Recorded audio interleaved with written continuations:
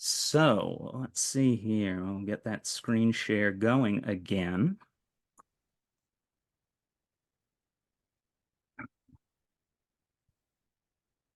Okay. So I don't have things set up as a slideshow, and just because it was easier for me to get everything into a nice flow just in a document here.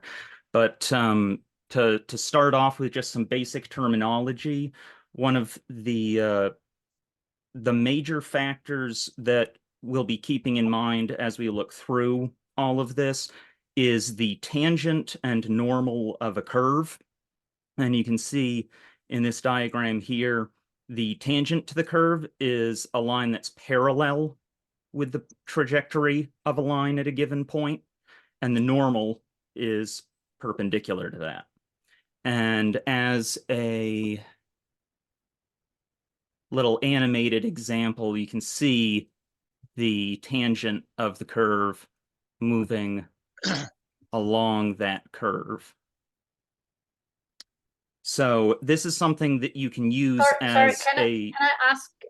So yeah. the tangent is always a straight line, even when it moves on a curve. Yes, you can think of it as a representation of the angle of a curve at a particular point along it. Oh, okay. Thank you. Yeah. And okay, that's a different thing. I've got the menu in my way here. There we go. Okay. Yeah, so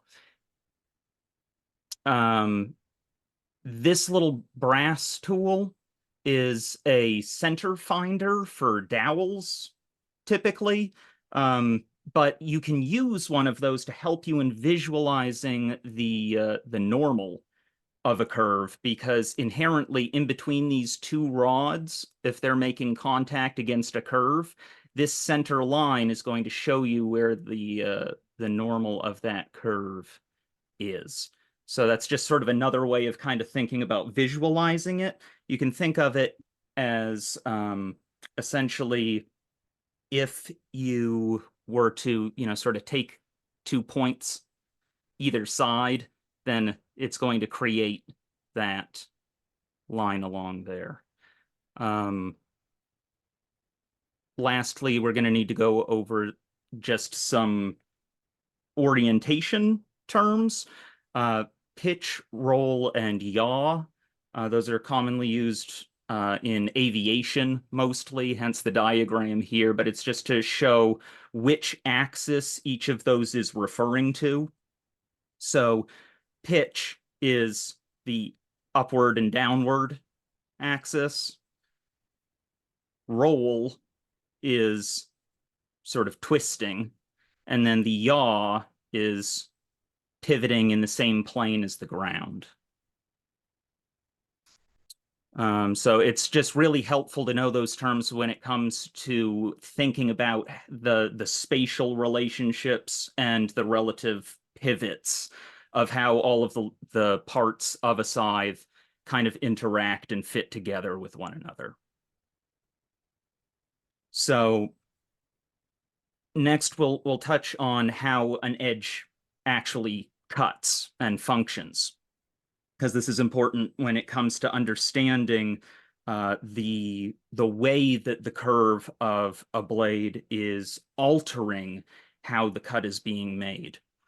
So an edge cuts by concentrating force over a small surface area until the material ruptures or shears or is grabbed and torn. That's important from the standpoint of essentially understanding the mechanisms of how an edge is going to function. So in the case of rupture, it's literally just pressing on something until it bursts, essentially. So you can think of an edge when cutting in that fashion as really just being a concentrator of force. It's taking whatever the force that you're generating and translating to the tool and just putting it all on a very, very, very tiny area. And so the sharpness, you can basically think of the very edge itself, the apex of that edge that's doing the actual cutting, is like the wire on a cheese cutter. And the rest of the blade is just supporting that wire. Because obviously, if you actually had a wire that was as thin as the very apex of an edge, that wire would break. And so this is really essentially what the edge is. The rest of it is just to support that. Fundamentally, you can think of the sharpness of a tool as being like the gauge of that wire. The thinner it is, the sharper it is, because the more it's concentrating that force onto a smaller area.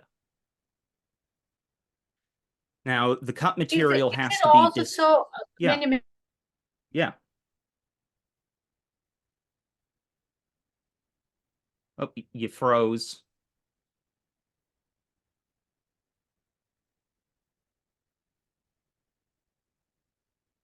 edge? Does Something. it Okay, eat? there we go. What were You you cut saying? out, so we didn't hear the question, Christiana. Your Oh, sound went away. my internet is says it's bad. So, do you still hear me? Yep. Yes. Oh, okay, okay. So you said, when it's thin, then it needs support, otherwise it would break. So would you say the thinner, talking about side blades, the thinner Mhm. the edge is of the cutting edge, the more support it needs in the background? Not really, because once you hit a certain threshold, then basically the backing geometry, in fact, that's what we're sort of touching on next here. You can see the difference between these two. This one at this broader angle inherently ends up having more material behind it just due to the angle. So you basically have as much support as you're able to have for that given angle, because otherwise you're going to move outside of it and it's no longer going to actually be that thin angle anymore. It's going to turn into this one. So the really you only the easiest way to think of it is that, different tasks, different geometries are going to need different levels of support behind them. And there are numerous ways to accomplish that, but a lot of it's going to depend on the material properties themselves. An edge made out of literally butter is not going to perform as well at an equal geometry as steel. In order to make one that was, given enough support not to crumple, in, let's say, a more reasonable material like bronze, it's going to need more support in order to not collapse. And so that's why if you look at antique Bronze Age edged tools, they look very thick. And that's the reason why, is they need more support behind them to prevent that edge collapse. Are you okay for us to just jump in with questions, Benjamin, or would you rather we Yeah, waited? absolutely. Okay, so this may sound a bit daft, but is it just looking at that the words there about the thinner the bevel, the less material needs to be displaced? That's lovely, beautifully described. Is it just a coincidence then that the bevel on the edge of a scythe blade is not far off kind of the width of the average blade of grass? The that is basically the primary reason for that, is that you know, you are inherently cutting a thin material, but the web of the blade, which is the span between the edge and the back of it, where it turns upwards, that has to be at least as broad as the thickness of the thickest stalks that you're going to be cutting, because otherwise you're going to bottom out against that upturned back as you're Yeah. trying to come through. Yeah. So that's basically the reason there. There are some other factors that do contribute to it, because when it comes to edge tool design, it's very rare that any single variable only impacts itself when changed. It's really a total system. And that's maybe a topic to delve into in depth at another time, just because it's a whole extra thing. But there are fundamental reasons why the different international styles of blades have the particular shapes that they do, and it mostly comes down to how they decided to optimize the balance of the features that they placed the greatest priority on. You know, they might all have to perform ultimately the same tasks as one another, but you know, let's say you have tasks A, B, and C. One region's designs prioritized them in that sequence: A, then B, then C.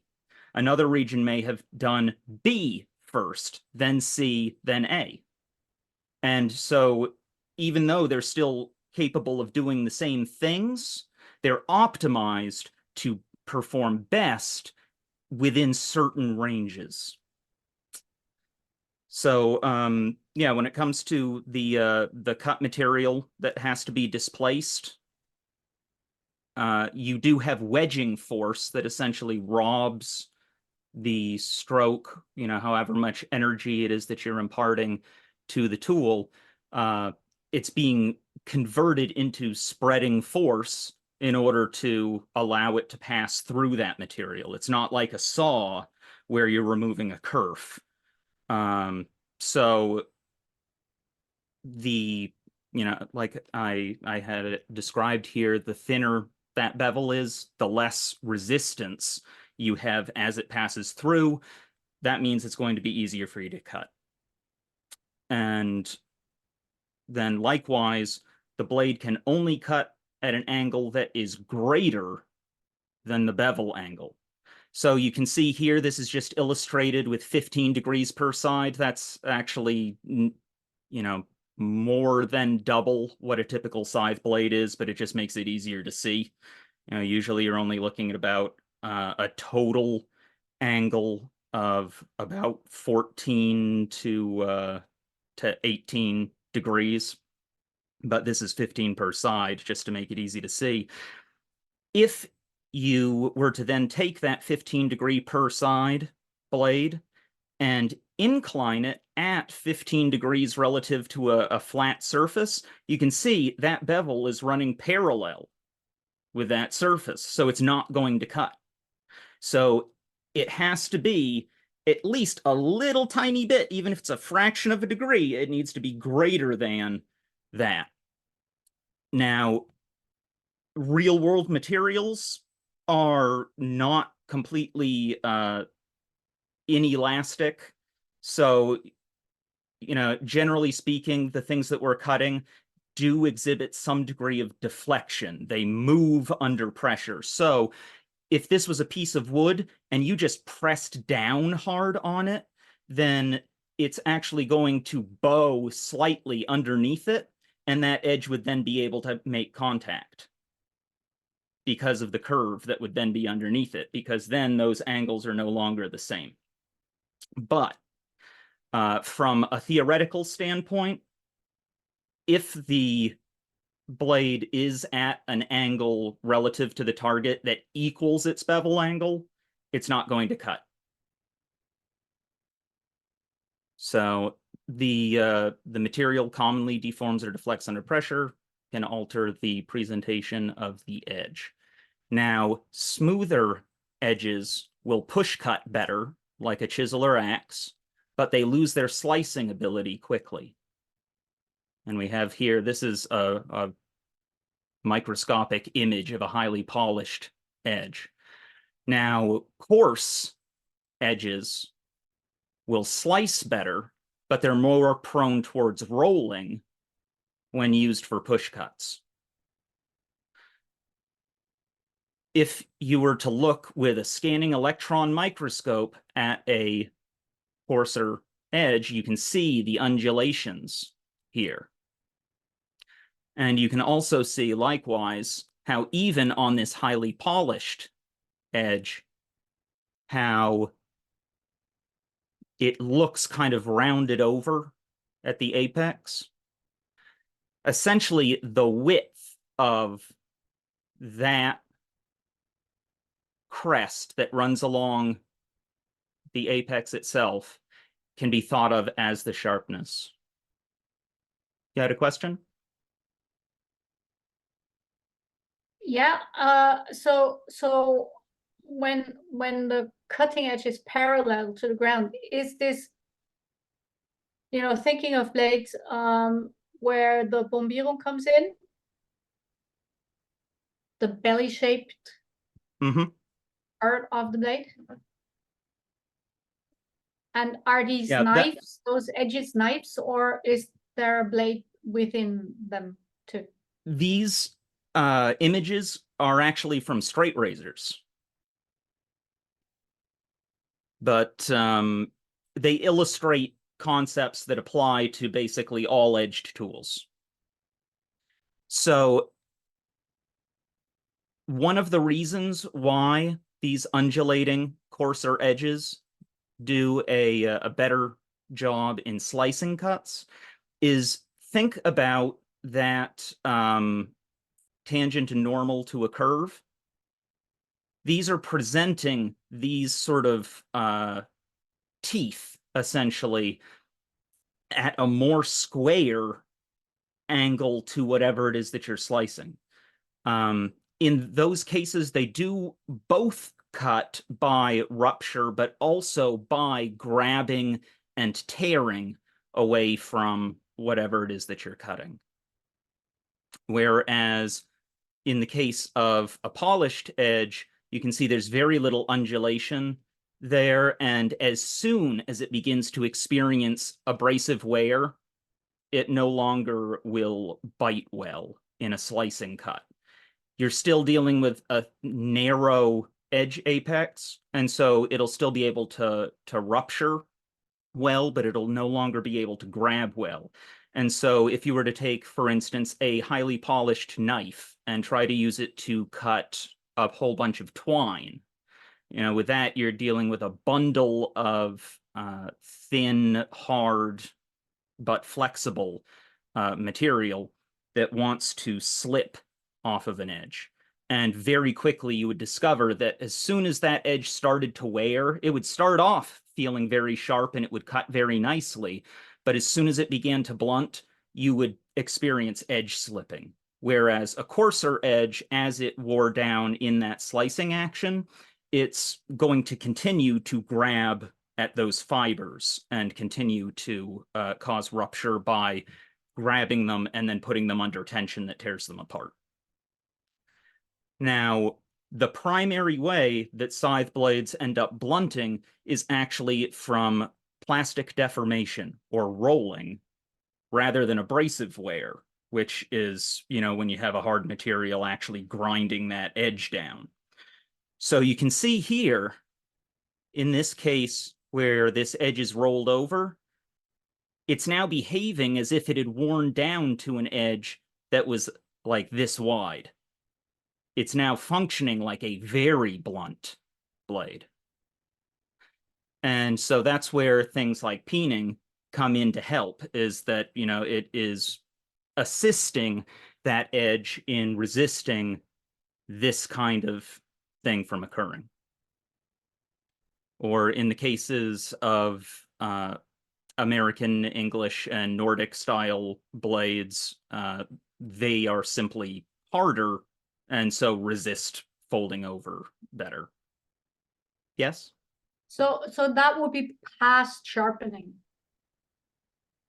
Correct. This would be after sharpening in mowing. Because of the way that you're dealing with such a thin edge, it'll be prone towards this happening.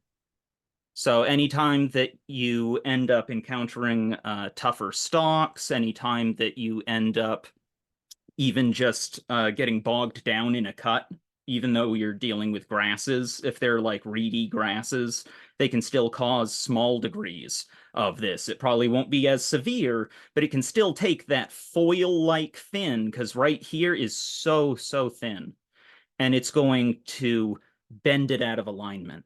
And just those tiny little bits of misalignment end up causing it to no longer function as sharp. So that's one of the reasons why I advocate for using a whipping stick, just a wooden stick, to just run down like you're using a stone in order to grab these little hooks and just pull them back out. Now, the metal does experience some fatigue when that happens, and so then may end up experiencing cracks like you can see right here. That will eventually lead to that edge degrading, but that's when you then hit it up with a stone.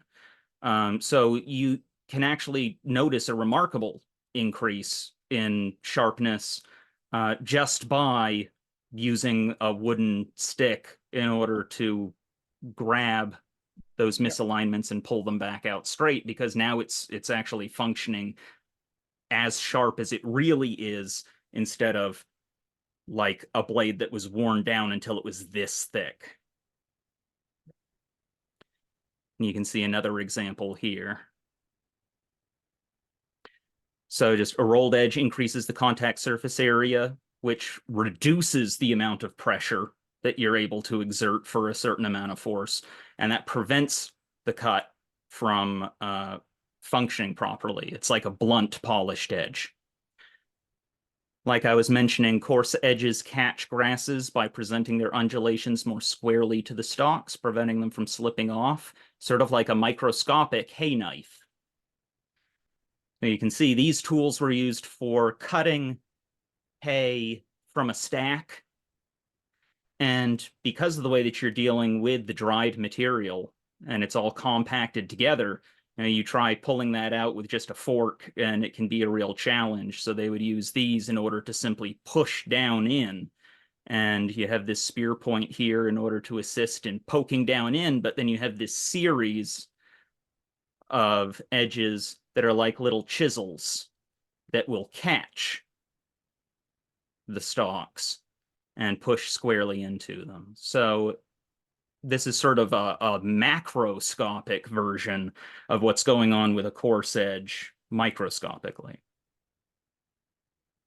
So now we actually start getting into the curves, now that we've got all of that taken care of. So I like to refer to these two different factors here, the green line and the red line, as the cutting line and the barrier line. So the cutting line is shown in green, and you can think of that as being the wire of the edge's apex, just completely ignoring any of the backing geometry behind it, the actual bevel or what have you. We're ignoring that, and it's just the curve of the apex, that wire. The barrier line in red shows the distance between the cutting line and the back of the blade, and it represents the minimum distance at which a cut can be initiated when you're cutting up against some sort of obstacle. So things like a foundation, a tree trunk, or something like that, this, basically everything behind the edge, is going to get in your way. And so you have to be thinking about, where that runs and the relationship of it, especially at the toe, to the cutting line. And so you can see a couple of examples with some Falchi blades here, which will be a little bit more familiar. So now in the first image here, the heel of the blade is following the red line. The yellow line here represents the minimum presentation at which the toe is going to cut. Because if it's any further closed, it's going to be moving backwards. So this is with the tangent of the curve of the edge brought square with the particular point. So you can see how, as it moves along this undulating line, by simply having the only constraint being the heel riding along the red line, you can see how this ends up changing the blade presentation quite a bit as it moves along in order for it to just be following that. Now, as we constrain it so that it has a uniform depth to the cut, where the toe of the blade is now riding along this parallel green path, you can see how the orientation of the blade drastically changes. But at every single point along this, it's still describing a uniform width. Those will become a little bit clearer as we move on. So we're now dealing with the slice versus the chopping action, or the edge engagement ratio. So if you were to take a arc of a swath and just straighten it out, you can think of it as being the ratio of the lateral translation, so the movement across from side to side, versus the depth of that cut. The closer that the average trajectory of the cutting line along a given region of the blade is to being parallel with the arc of the stroke, the greater the slicing action, meaning the more that edge is brought into alignment with the motion, the more of a slice it'll have, because you're going to be limiting the depth for the amount of the edge. So if you were to, these are some, very odd looking blades because we're dealing with a very small circle, so it all fits where you can see it. If you were to take a circle where we are rotating this blade around this center point here, you can see the edge is completely parallel with that arc.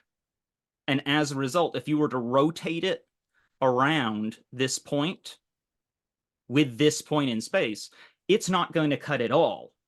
It's just going to be moving parallel with whatever it is that you have as your target. This is the same blade, but with the toe simply tipped out a little bit more. Now, I'm going to see if I can alter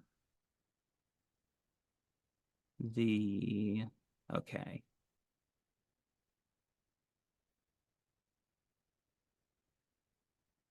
Okay, so here we actually have these diagrams. So you can see completely parallel. As the blade moves around on that particular path, it's not going to cut anything. You can think of that as being a 100% slicing action. No chopping whatsoever. However, you take that same blade and you just move the toe out a little bit. And you can see it's now cutting the depth of that outer ring.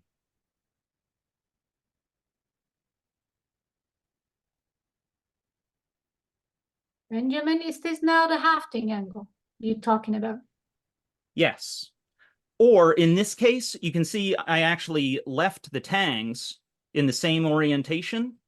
This is what would be known as the set of the blade. And I will move back to... Don't we call it the hafting angle on the Austrian side? No, because the hafting angle would be the blade as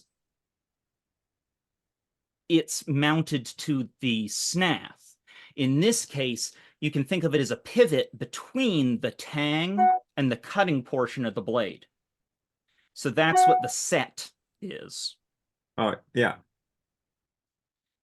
So you could have, in this case, let's just say there was a manufacturing error that caused the shape of the blade to be right and the shape of the tang to be right, but how they are joined together to be at a different yaw than normal. That would be the difference that you would end up with here. Mm-hmm. Because you can see, if you just look at the two portions independent of one another, the tang is fine. The blade is identical between these two. But the way that they are joined together, if you had them mounted in the same position on the same snath, they are going to cut drastically differently because of the difference in how the two are integrated. Right. So now we get to the role of the snath. The snath's job is simply to connect the hands to the blade in a certain spatial relationship and keep them in that relationship.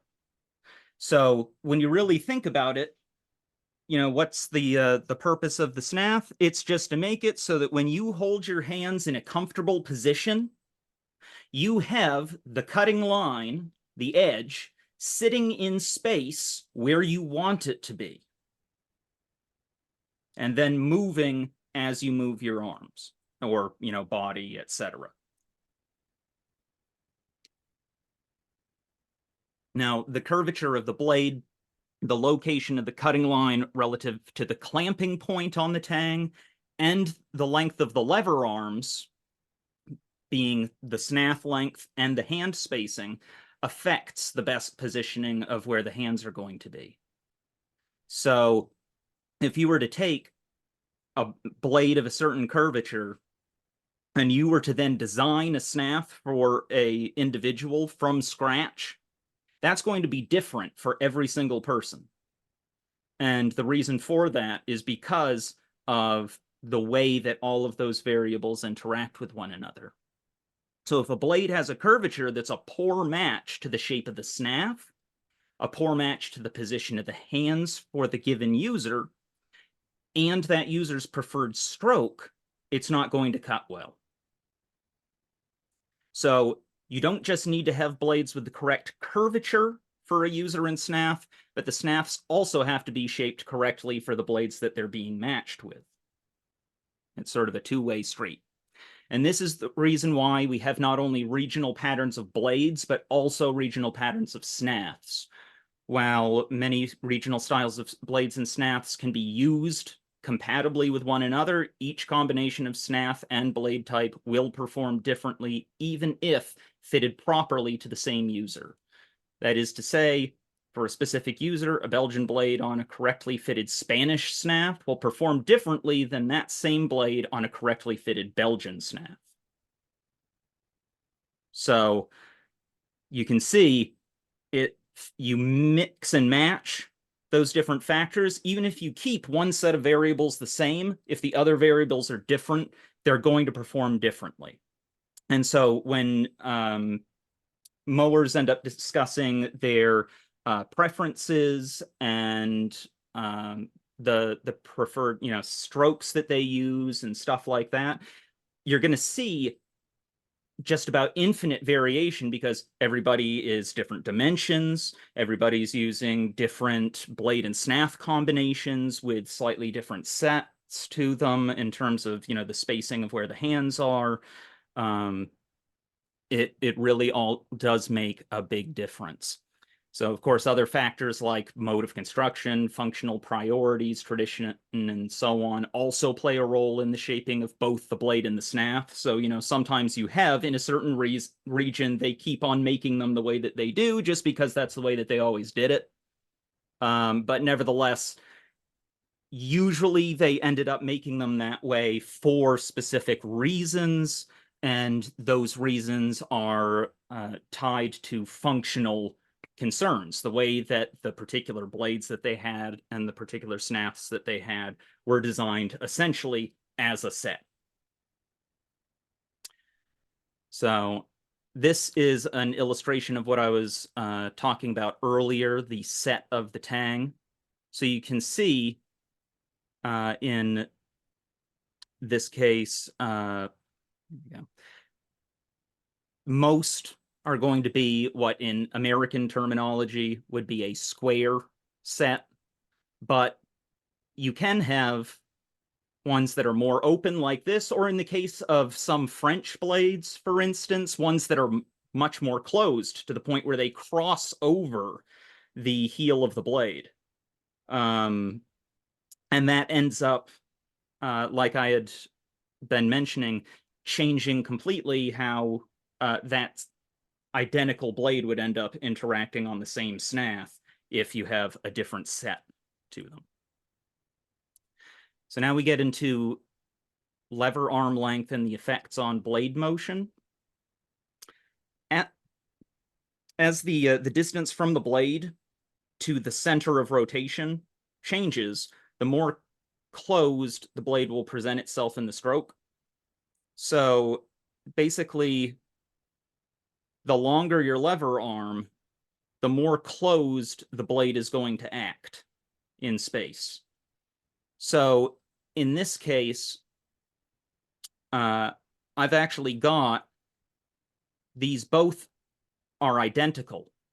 There's no difference in the way that the blades are shaped. There's no difference in the way that they're attached to this snath. The snaths are set up with the grips in equal spacing.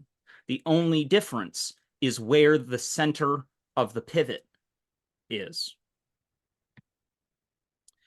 So while there are additional sources of movement, such as the rotation of the torso, lateral motion of the legs, etc., those are all compounding factors. And so what I'm presenting here is all just circular motions just for simplicity's sake. It's easier to illustrate in this way.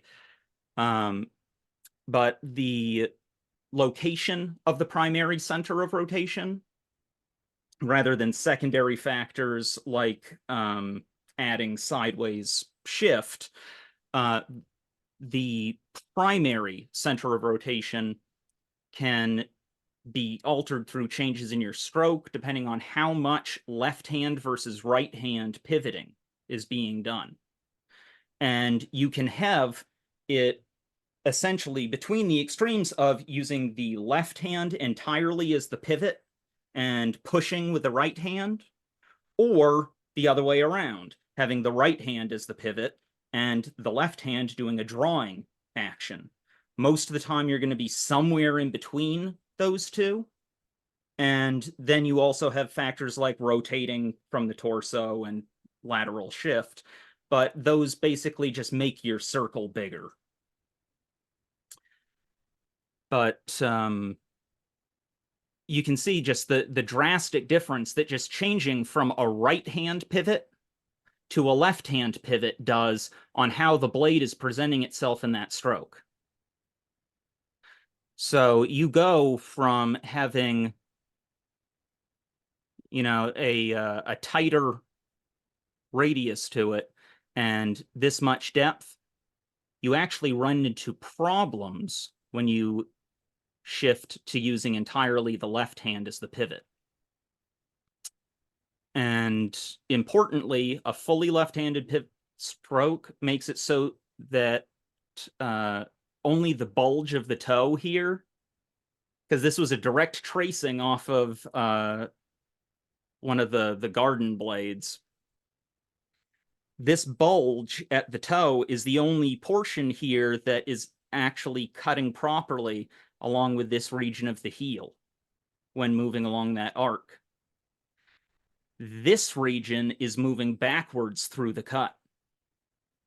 This region is cutting, but only cutting grass that has moved through this region of the blade that has smushed it down first. Yes? When you say moving backwards or cutting backwards, what do I picture? I can show you, in fact. This is why I had done the setup in the way that I had. Let's see here. So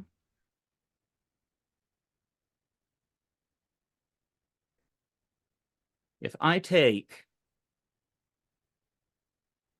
this right here, just need to move some of these UI elements out of the way. There we go. Yeah. So if I do this, watch the that portion there. As it moves, you can see it is actually moving literally backwards. It's not engaging in the cut. So the purple portion is tilted in a way where it's at least presenting itself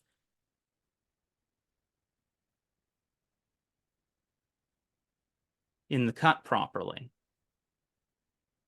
But it's being shielded by the blue portion.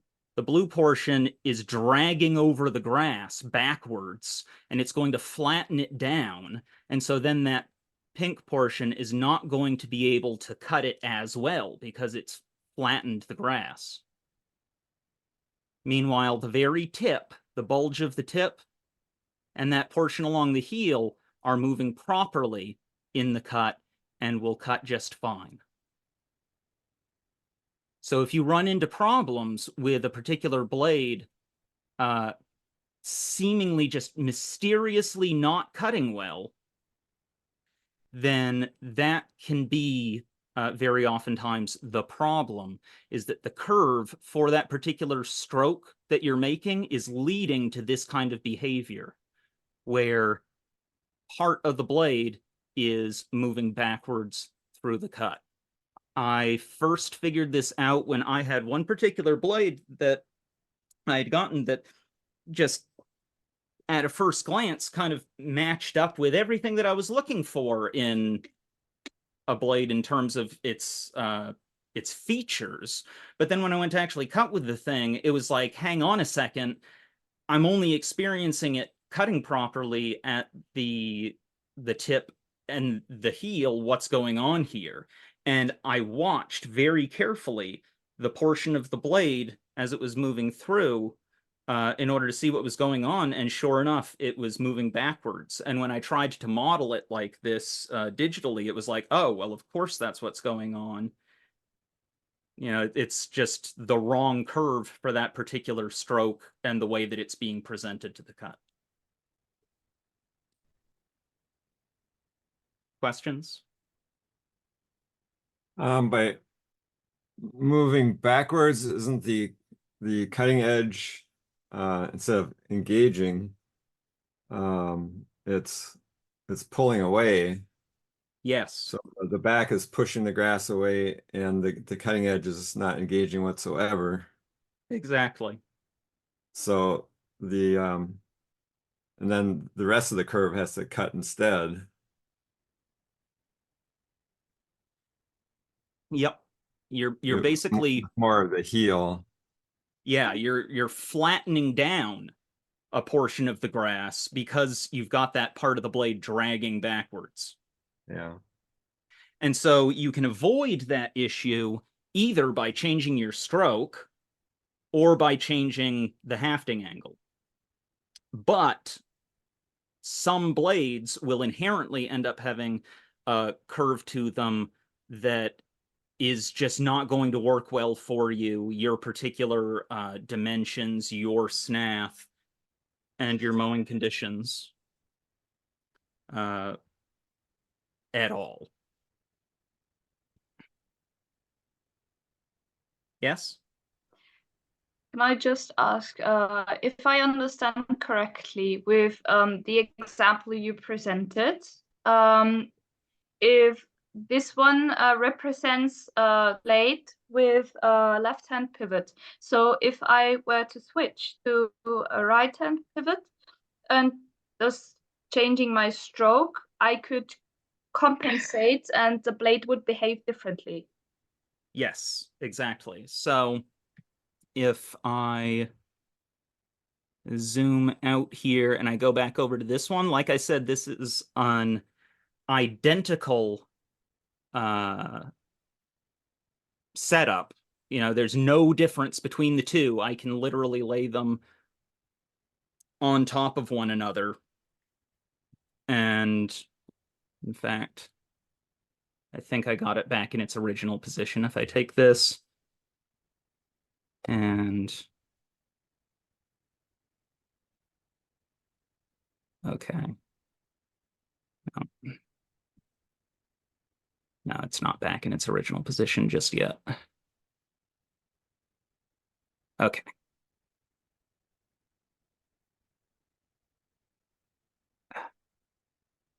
You can see it's exactly the same. Mhm. But if I take this one with a fully right-handed pivot, the whole blade is cutting as you would expect it to.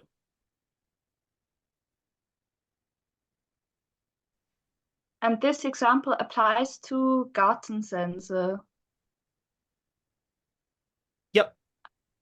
Yeah, Yep. It's thank you very much. That clears up something I've been puzzling over. Yeah, That's been it's puzzling. literally a trace of this one. And then scaled up to 1/1 scale. So in this actual diagram, if I were to take measurements on it, it is the actual size that a real one would be.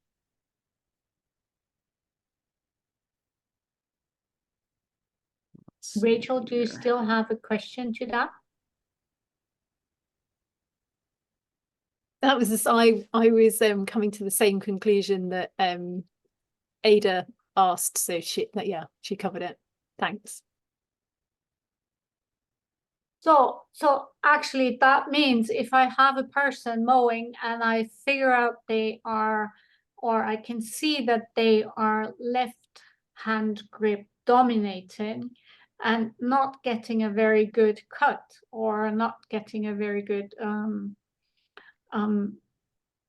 slicing through the grass, then actually telling them or ask him to change to the right hand leading could lead to a better outcome. It's more Or likely opening to the go hafting the other angle, way right? around.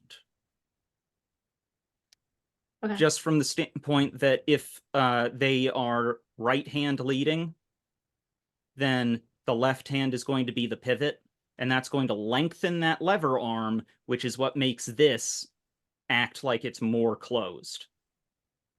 Ah, I see. So I you, got yes, confused left and right.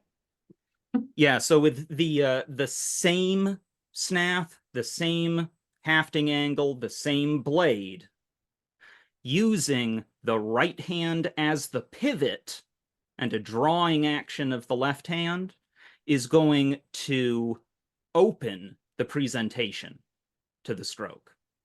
And then the opposite for using the left hand as the pivot and a pushing action of the right hand, that is going to close the blade presentation to the stroke. All else completely equal.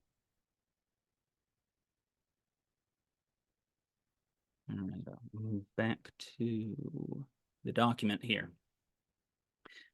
So in order to cut effectively with a blade like this on this snath with the left hand as the site of the primary pivot, either the blade would need to be hung more open in order to prevent that problem, or a lateral sweep would have to be used to alter the presentation of the blade in motion so it behaves more openly. So you can also add in things like a lateral shift, the side shift from the legs, in order to present the blade more open in that stroke so that you don't run into that issue. But that inherently means that you're going to be using more of a chopping action, and that you will essentially have to take a cut of a certain depth in order to be using the entirety of the blade.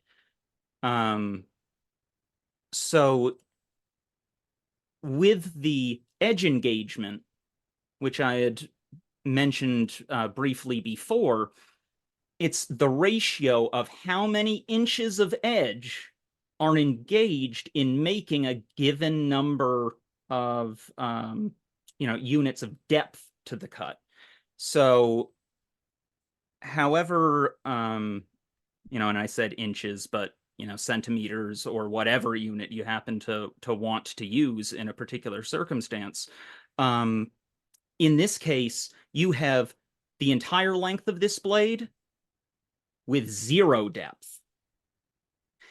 In this case, you are essentially dividing this edge across this depth of cut. The deeper you make it by pivoting it more outwards, the choppier the action is going to become because you don't have as much edge per unit of depth. For a somewhat gruesome example that everyone is familiar with, it's part of the reason why a guillotine has an angled blade to it. There are a few other factors as well, but one of the chief reasons is that you are increasing the edge engagement. It ensures that a proper slicing action is occurring. So if you were to take something like I've got another example right here in this sheet. You can see if I were to take, a kitchen knife, and we'll just say this is, a stick of potato. If I were to just push straight down on it, a 100% chopping action, my edge engagement is going to only be this much edge, when I have an entire blade that could be engaged in the task. And that's the reason why when you chop straight down, you get that very harsh, impact as it comes down. It's because of the fact that you are doing an entirely chopping action. It's all being placed on a very small region of edge. Whereas if you were to take a knife like this and you were to run it so that the toe of the blade is right at the very top of that material and the heel of the blade is running along the cutting board, it's going to be a much smoother action because you have that entire length of the edge divided across that depth. So that entire edge is fully engaged in the cut. So if you've ever noticed that, like this is the reason why we usually recommend to beginners to set the hang of your blade more closed. That's because you get more of a slicing action. Beginners are going to inherently want to hack at the grass. They're going to want to well, or not want to, but they'll end up inevitably maintaining their edges comparatively poorly. And so they need the extra help of that better edge engagement. And so, an experienced mower may be able to set their blade way, way out in certain kinds of growth, at least, and still be able to cut just fine. We'll just say, we've got a whole bunch of red clover or something like that. That's easy stuff to cut.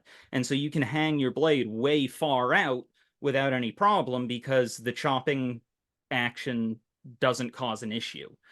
But for a beginner, in those same circumstances, they might still need it a good degree closed so that they're getting more of that edge engagement because of the choppier actions that they're using.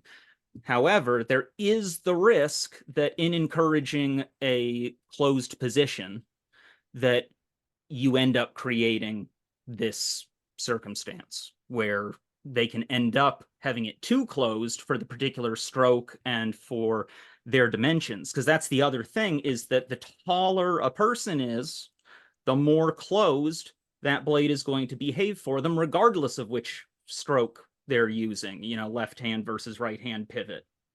Because their snath, if it's sized for them, is going to be longer overall. Just those distances are going to be longer, and it's going to then lengthen your lever arm. The blade is going to present itself more closed in that cut.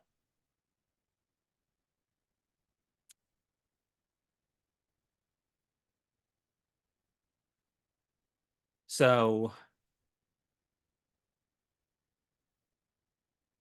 yeah, because of all the dynamics involved, no two people are likely to use the exact same stroke and hang for a given blade, and attempts to do so are going to be they're going to give you inconsistent results. Now, the reason why an involute works in this circumstance, because we've discussed involutes before in the way that Schrokenfuchs used to use an involute curve for dimensioning their blades, is because an involute is essentially a curve that you can think of conceptually as being like if you take a shape and you wrap a string around it and you unwind it tightly with a pencil on the end of it. The involute is the arc that is described as that string unwinds. So you see here we have a tube. It can also be something like a pentagon, and it's still, you can see, it still makes a smooth curve. But, what is the involute of? We don't know in that particular example. An involute is always representative of whatever the shape is that metaphorical string is wrapped around. And so without knowing that, it's, yes, it exists in a certain relationship, but what is causing the specific curve, you don't know necessarily. The reason why the involute works, though, for scythe blades is simply the fact that the curve is inherently tightening as it comes towards the right-hand side. And that means that if the toe of the blade is presented in a way where it is able to cut, the rest of the blade inherently is also able to cut. Because remember that discussion about presentation of the edge to the stroke? If the whole thing was parallel, it's not going to cut at all. Well, because of the fact that this curve is ever tightening, that means that every single point as you move towards the heel of the blade is going to be, in this case, going the other direction, is going to become tighter and tighter and tighter and tighter, and thus becoming choppier and choppier and choppier and choppier. But that means that it's always, always, always going to be engaging in the cut as long as the more gradually angled portion is able to cut. So essentially, do all scythe blades functionally need to be an involute in order to be good blades that cut well? No. But any blade that is an involute is going to be able to cut well. You know, providing that it's not severely messed up to the point where the tang is, you know, in a very weird position. And that would be something that would be very obvious. But essentially, you would be able to take a blade that had a larger radius out toward, or, you know, more gradual curve out towards the toe of the blade, and a smaller, tighter radius to the curve by the heel, and you can hang that more open to cut more deeply with less edge engagement, but you can't take a blade that's hook-nosed with the tight radius at the toe and then becoming gradual. You can't take one of those and simply hang it way out, because it's going to become too choppy. The relationship that you inherently end up having with the hook-nosed blades is that in order for the toe of the blade to be cutting at all, it must be engaging in the cut at a given depth. You're essentially either going to be leaving some of your blade just dragging through a portion that you've already mown. So like the heel of the blade would just be going over stubble that you would already cut. Or you're going to have it wide open in order to be getting the full length of the edge actually cutting. There are definitely circumstances in which hooked-nosed blades are good and useful, but that is the limitation that they bring with them. It's basically just that, let's see, I think I have some examples in here. Perhaps not. None that are convenient anyway. But you can see this is just sort of laying out what you kind of end up with a lateral movement brought into things, and just, you know, a normal sort of path to a stroke. You can see how the blade orientation changes as you bring the toe into the cut and drag it across. Now, of course, depending on how much of a pivot you put to it, it's going to have different presentation at all of these different points. So this is just an example of showing how, by introducing lateral shift, you can have quite an open presentation without changing the hang of the blade at all. But that's where, like, those complicating factors come in, and the reason why I wasn't addressing those specifically. Once you start introducing lateral movement into the cut, you start taking this center of the pivot and you're putting it like way out here instead, because it's like you're enacting a broader motion than you're able to generate with pure rotation. It's like you're describing just a little slice of a bigger circle, if that makes sense. But yeah, generally speaking, I prefer to have a tighter curve towards the heel and a more gradual curve out towards the toe, simply because it gives you more options in terms of how you end up presenting the blade to the stroke, and allows you to get more of a slicing action out of it if you so choose. So you can bring it all the way in, or you can bring it all the way out. Either one of those is an option to you.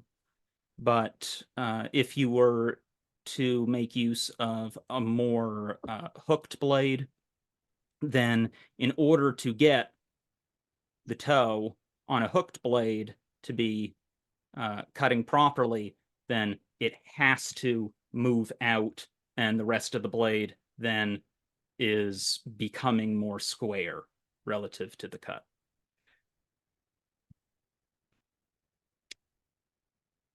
But yeah, that pretty much covers those dynamics, at least as how I thought would be useful to go over them.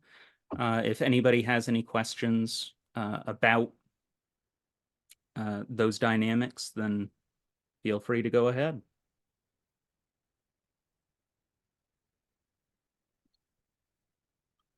I'm thinking about how to attach something on the ends of the edge, and so it can be make a scratch on the ground to see how the circle turns around when I move in different ways and with different blades. Yep. Yeah, that's actually something that I've thought about doing, and Yeah. the best way that I can think of would be getting some what are known as trammel points, which are usually used by folks who are trying to draw very large circles. They're like a point that has like a metal point that has like a clamp on it for clamping onto a ruler. Yeah.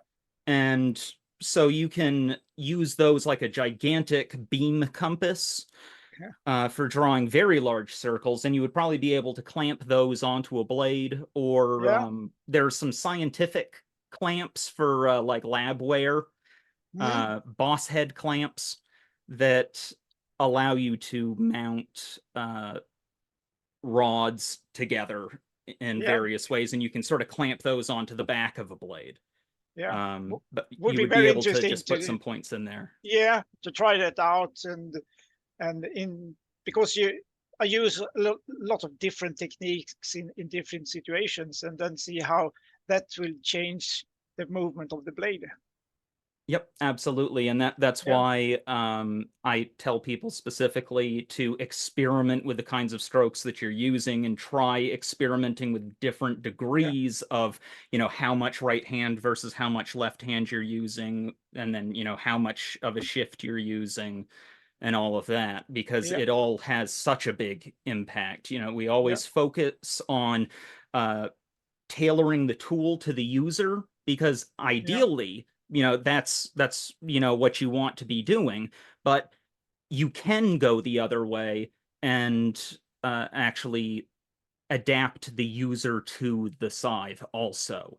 And that's what allows you to have such tremendous variation in your strokes, so that you can best match the kind of strokes that you're using to your particular circumstances. Yeah. Yes? So when you were you were talking about the involute, right? Mhm. So you want to come back to that little thingy doing its thing, unwinding. Yeah. Let's see. Yes. Yeah. So when you have a blade that runs from, like you say, you say for the tip, you say the toe, right? Yep. So the tip and the rest of the blade runs along the curve, and then all of a sudden, when it comes to the beard of the heel of the blade, then it leaves. So it's not on the line, but it's away, not inward but outward. How does that change within that mowing motion thing?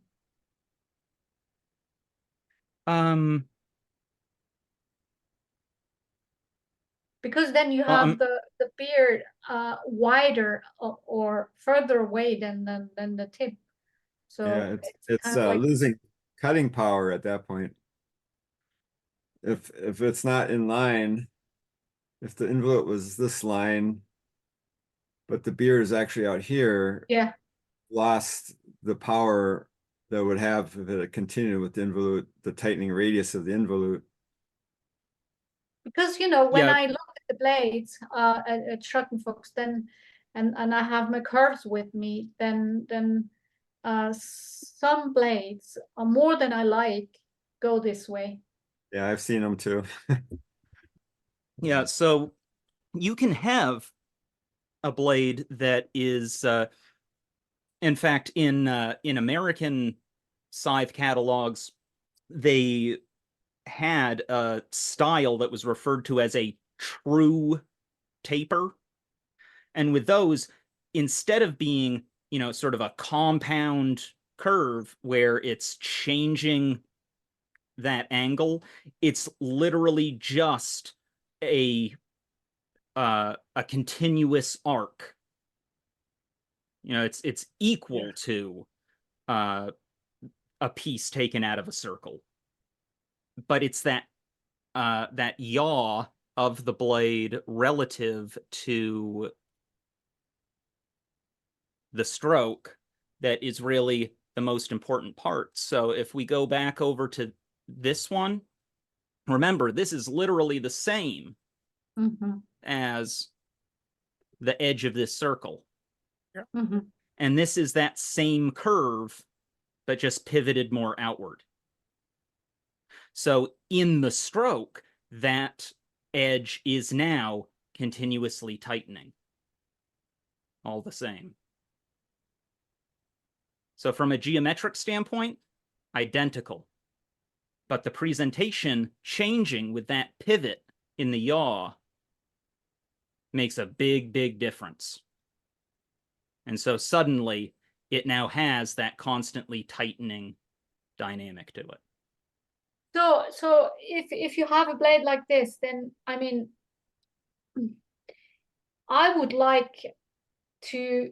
I mean, I tried to talk to Klaus Bjertmeier about that, and then ask him if he could pay more attention to that line, right? And then he says it doesn't matter. It has no effect in mowing. And I'm running out of arguments or explanations on what to say. So this could be that, right? Yep.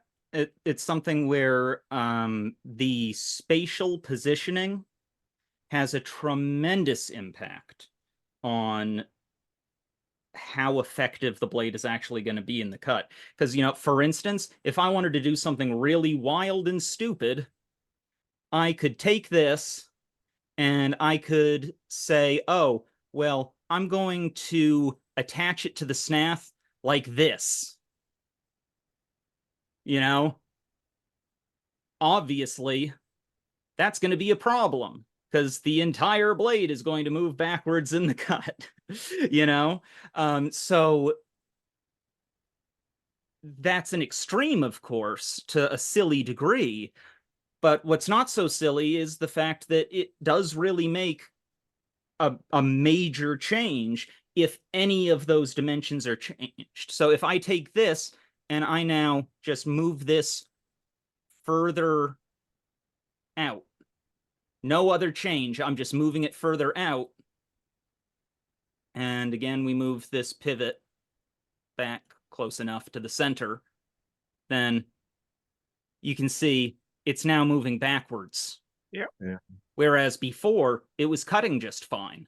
But now it's no longer tilted out enough because the lever arm increased in length. It's now acting more closed. I have a. Can you hear me? Yeah. Yep. I have a story about different heights, mowers and different blades. I'm 6'5" or 2 meters tall. In fact, I do have your dimensions over in here because at one point you had given them to me. And this so looks like a mess. But I'm kind of outside the range of normal. So I really notice when a blade works for me or not based on the curvature. And I was noticing back in 2008 that blades that I thought were really good, if a woman about 5'2" or so tried to mow with it, she just could not bring it around ever. It's like she had to go for a walk with it laterally to get it to finally come around for her. And same with me with little short blades. I couldn't get them to work well. And then there were these Turk-consensive blades, 65 centimeters long, and they worked like magic. And for me, so I kind of hoarded those and would only sell them to tall people, and I'd sell the little garden sensitive blades to the shorter people. Though they're the similar pattern, you know, it's a Bavarian pattern. But this guy came once.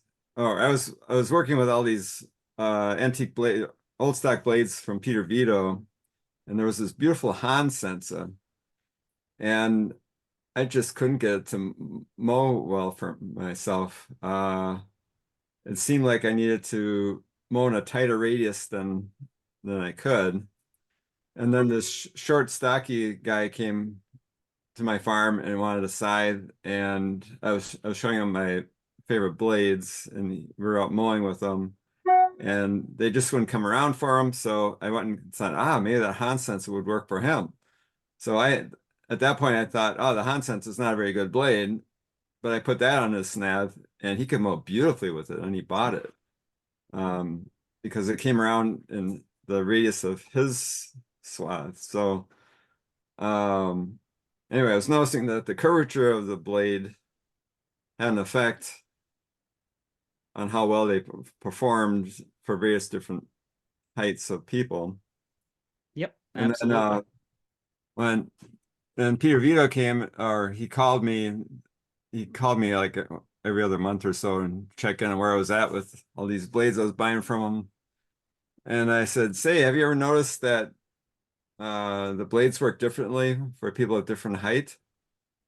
And it just blew his mind. He says, no, if I had to worry about that, if I had to worry about matching the curvature of blades to people's height, that would just be totally unnecessarily complex.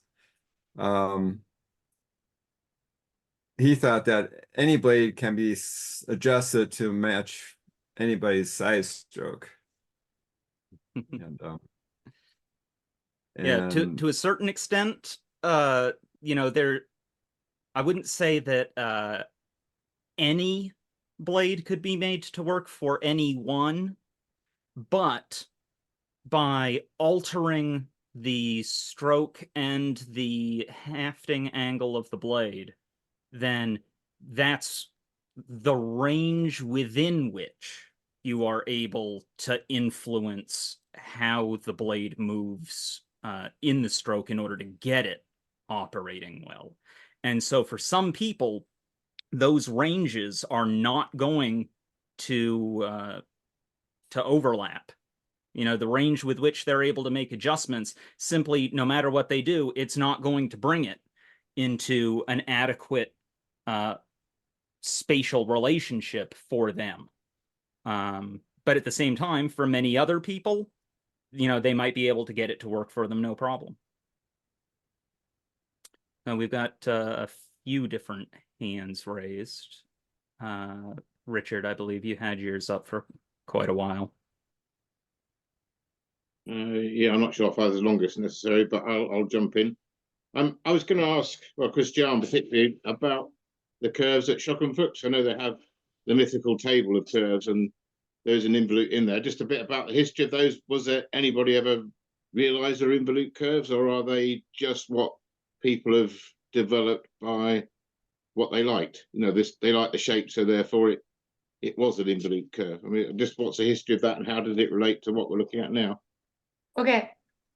Wagner Gerhard was a former. He was running the Scheukenfuchs Scythe part, and he found it in 1976 or something, or before that, and he looked it up, and he didn't know what that was, and so he started asking all the old blacksmiths, and they then told him what it was and what they were using it for. So because he is a technician, he got himself and he taught himself about the involutes and involute curves and stuff. And so he figured out that those curves were exactly the involute curves. And then he experimented and had plans for a cutting machine that would cut the shape of involutes. So they would exactly being cut within the curves, right? So they had like definitions of very curved and double curved, and then curved and straight and very straight, you know, all these, you know, the wider the curve is and the straighter the blade. But that was denied because the person cutting, so the people were paid in the amount of blades they did per day, sort of back in that days. And so the person cutting said, no, I will not, I will be out of work, and they will, you know, just fire me, and because the machine is doing it. So, and it would have been an investment into it, you know, a lot of money. And the Mr. Baudinger at that time did not see, or could not see, because, you know, the market was declining, could not see him investing into this machine. So it never happened, but the plans are still there. And nowadays it's, you know, the tabletop with the lines on, they have sort of like cleaned it up, but then put it away again, because the new blacksmiths are not trained to produce a blade, you know, to match the curves. So was it Gerhard that determined that they were involute curves, or did the blacksmiths kind of know that they were involute curves? Did they know how to draw an involute curve, for example, or is it just what was there by past experience? That history is lost, Right. in truth. But Gerhard could, from what he saw, or what the table, you know, tabletop had the lines on, and then Gerhard figured out, you know, that old blacksmith got him into involutes, and told him, okay, you look it up, and this is what it's been passed on to me. And so Gerhard studied and found that those curves on the tabletop are really He involute proved it. curves. Yeah, he proved it. Yeah, they he were involute. proved it. Yeah. Well, and of course, because of the way that an involute curve literally can be drawn as just using some sort of, you know, drawing tool attached to a string that's wrapped around an object, it's a very easy way mechanically to draw that kind of ever-tightening curve. So I could see it as being a circumstance where, for the sake of actually laying it out on a table, if I had to do that physically without the assistance of, you know, modern, you know, let's say CNC machine, you know, lasers or whatever to, you know, engrave it precisely, if I had to mark that out using something like a carbide scribe on a steel table, that would probably be the way to do it. You know, it's the easiest way to get a consistent curve. So is there an equivalent sort of idea in the American patterns, or did they do that? I mean, in the design of their edges? I don't think that that's a thing that was widespread in the scythe making world in general. I think that's more something particular to them in the creation of that table. That if you were going to build a table for the purpose of serving as a general purpose guide, then that would just be an easy way to actually physically draw the kind of curve that you would be looking for, rather Benjamin, than it being something that was universally done. well, Benjamin, you know, when I got myself into involutes and studying this over this whole year, I spent time with, I went to all kinds of museums. It's all, you know, around Austria. All the blades I got my hands on, I had always had my curves with me, and I put the very old blades on the curves, and they were so well on the curve that I thought there must have been the knowledge around, which obviously got lost somehow.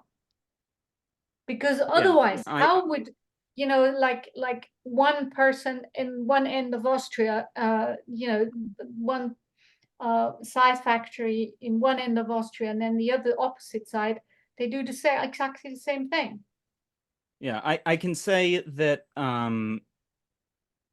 the specific shapes of blades that I've seen in the wide, you know, global range of styles that exist, there are definitely lots of blades that do not conform to that dynamic. It may be that there are some regions where that was a standard practice of some kind, but the thing is that you're not going to get the exact same curve even with two different circles of different diameters. So, you know, they'll have that same relationship. You know, it'll be describing the same path in space, just scaled up or down depending on the diameter of that circle or the radius of it. But the specific curves are nevertheless going to be different from one another. So it's something where I think that intrinsically every scythe manufacturer out there, historically at least, knew what shapes would work and produced curves that would work. Many of those curves were not involutes. Some of them were, and some of them may have been by design, while others were by chance, if that makes sense. So we don't actually know what out of the very many involutes, what would be the perfect involute for scythe blades. Nobody's actually gone through all the different mathematical possibilities yet. Yeah, I mean, I'd argue that there is no perfect one, because it's all going to depend on the specific individual, the specific mowing conditions, because all that's doing is just making it so that you have an increasing degree of chopping action the closer to the heel of the blade that you get.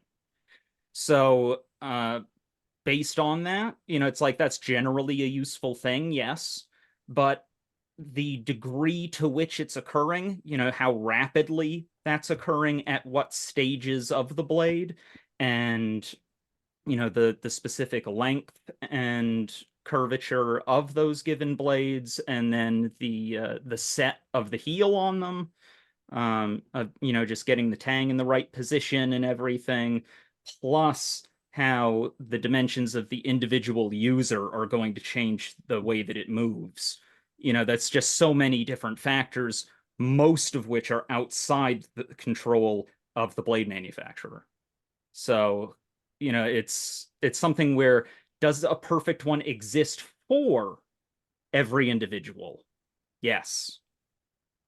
But it's highly contextual, because it's not just what are their dimensions, it's also what's their snath, what are they mowing, and when, and how, you know, what's their preferred stroke, you know, and so on and so forth. So that you could, in theory, draft up an idealized design for a specific individual based on the description that they give you and measurements, and, you know, their specific snath and all of that. But as far as, you know, an overarching, this is the ideal one, I'd say that doesn't exist. Thank you. Rachel, you had your hand up for quite a while. Yeah. So can you hear me okay? Archie's just Yes. rattling around the kitchen. It's really interesting because I feel like there's a lot to take in here that is way over my head. But what I was coming back to is that section where you were showing us where the grass is being pushed over flat and isn't being cut.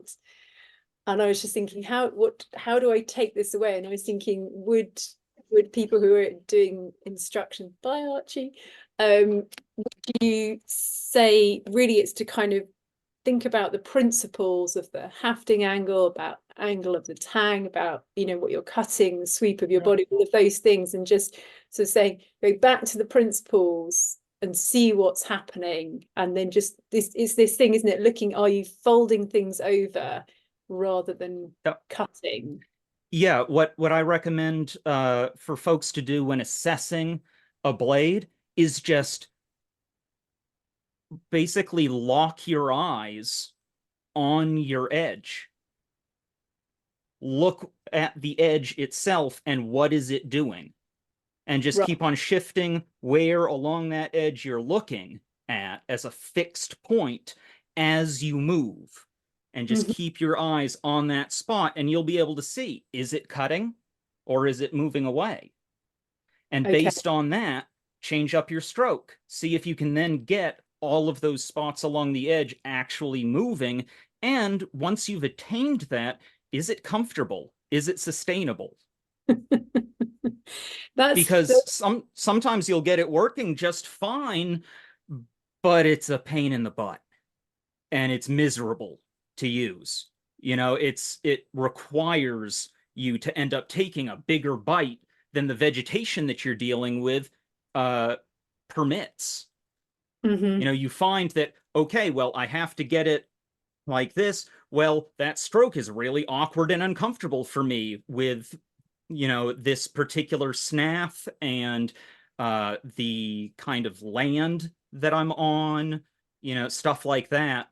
And for the particular resistance that the stalks that you're cutting and the volume that, you know, those stalks are present in, maybe just something where, like, okay, I've got a blade that is optimized to take a very deep bite in what would normally be easy to cut vegetation.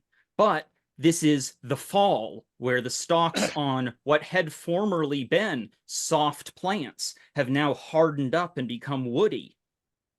And I can't take a stroke that deep anymore without getting stuck. So that's, I mean, surely anyone who has done scything has noticed, man, I never feel like I have too many blades at my disposal. Oh, exactly. Yep. This is why. Yep.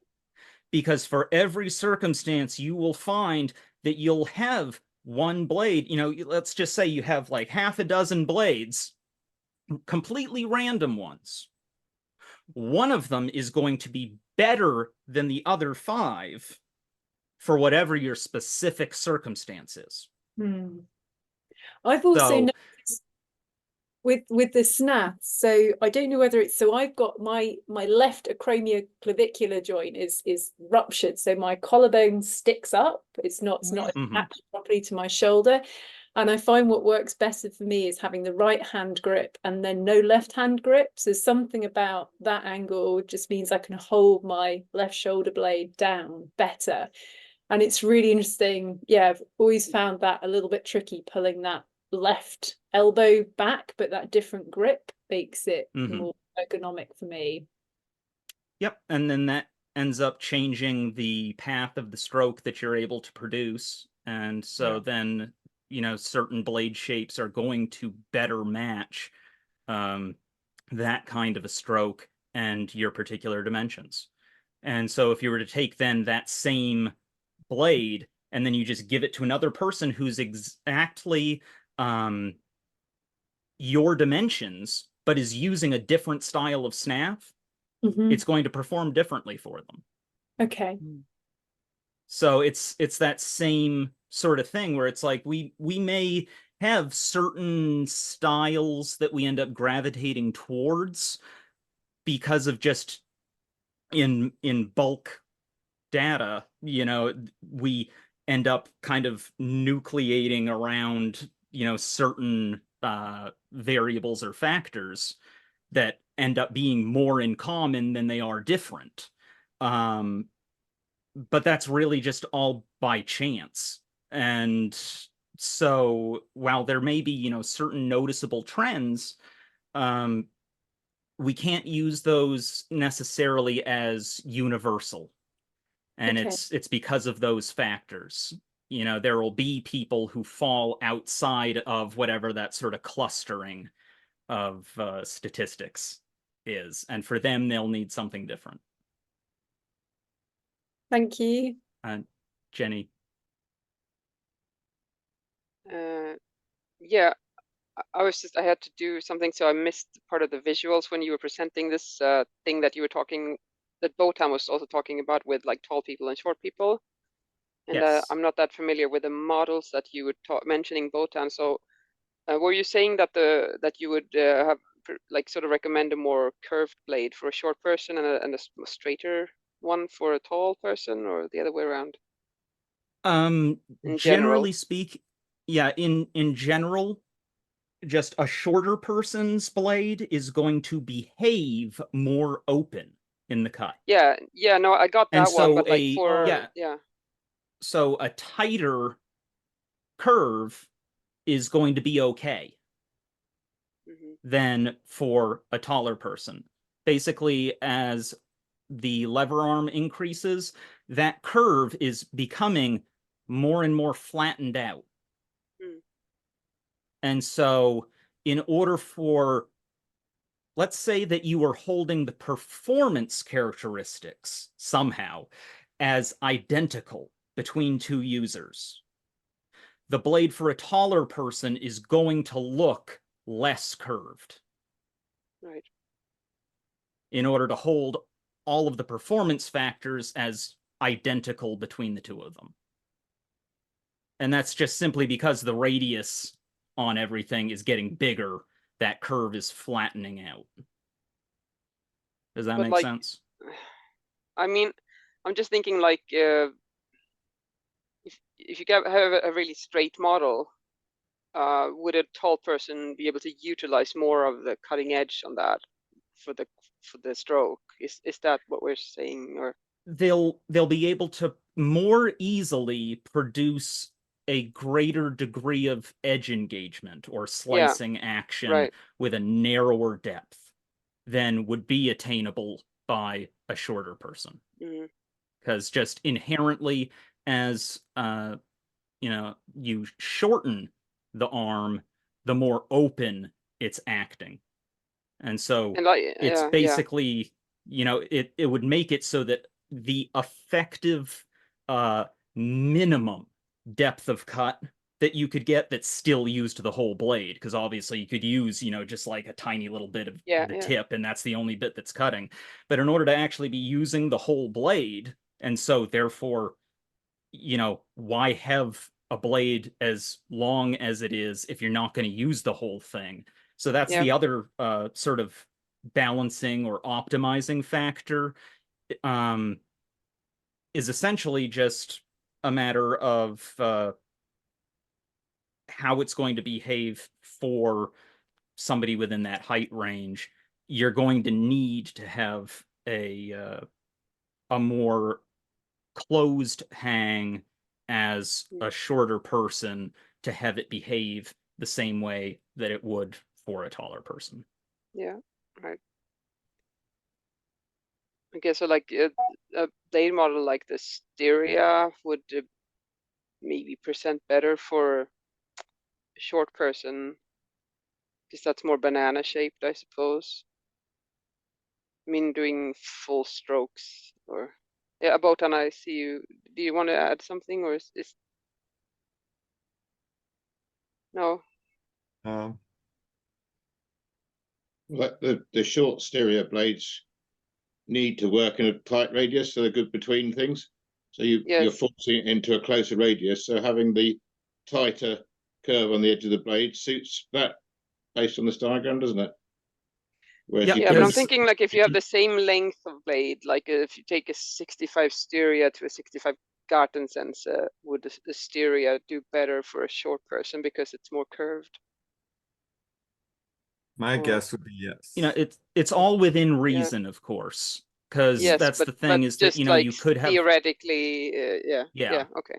From a theoretical standpoint, as long as it wasn't, you know, pushed to so great of an extreme that even the shorter person was too tall for it, then yeah, a more tight curve to the blade is going to be more manageable for someone who is shorter than it will be for someone who's taller.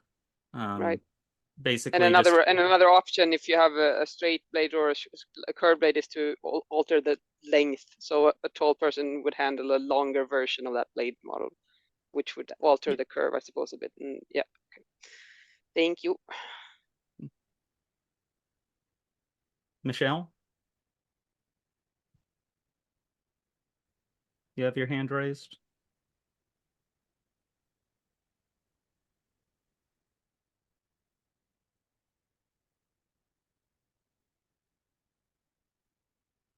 While she's connecting, I just want to say I used to teach at a school with an orchard and used to have a year group of 60 kids, mostly 10 years old. And one year I turned up and they said, oh, they've gone off to look at the senior school they're going to go to, and you've got the 8-year-olds. And so some of them were really short. And in any group of people, you've got a sort of standard deviation of the people who are natural and people who are less natural and everything in between. And there were a couple of kids who were so got the stroke and did much better with my 45-centimeter blade than I ever would, because they were foot shorter than me, and now I understand why. So thank you. Yeah, it makes a big difference. Let's see here.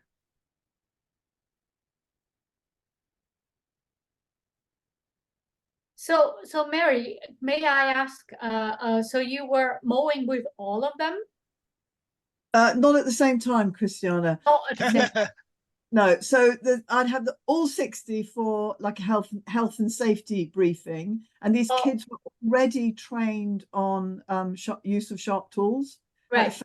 Fantastic primary school. They had polytunnels. They created veg boxes for the parents.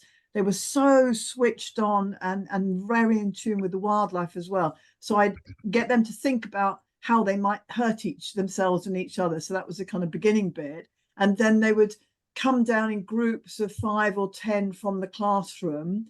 And it was a very strange thing, because I also, part of the contract was I had to mow this orchard, and it had so many obstacles because trees. And then there's one year said, oh, we've got all these beautiful willow sculptures. And then the badgers moved in, and there was a badger latrine.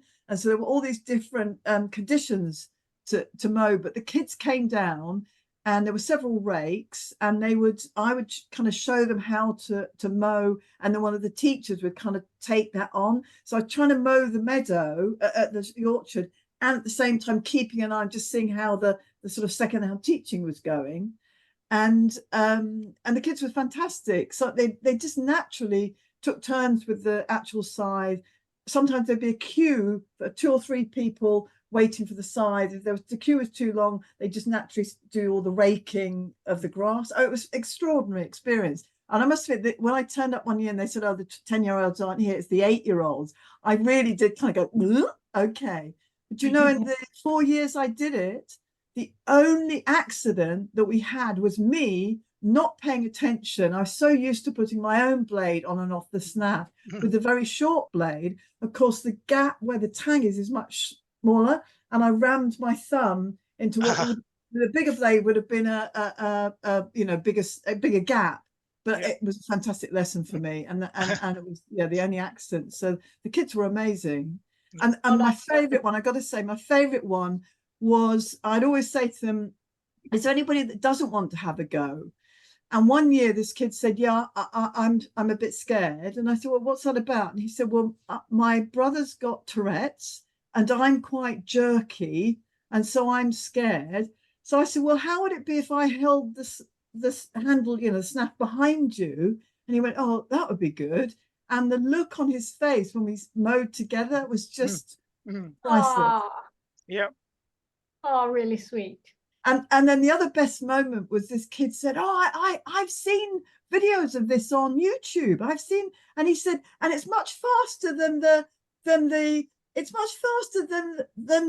motor scythe. And I thought, I'm not going to teach him the word strimmer or brush cutter. A motor scythe, that's right. Oh, that's such a brilliant story. Yeah. Michelle just wrote that she can't get the microphone to work. Pity. Okay, That's a shame. got it. Yeah. Good. Michelle, can you type your question and Christiana read it out for you?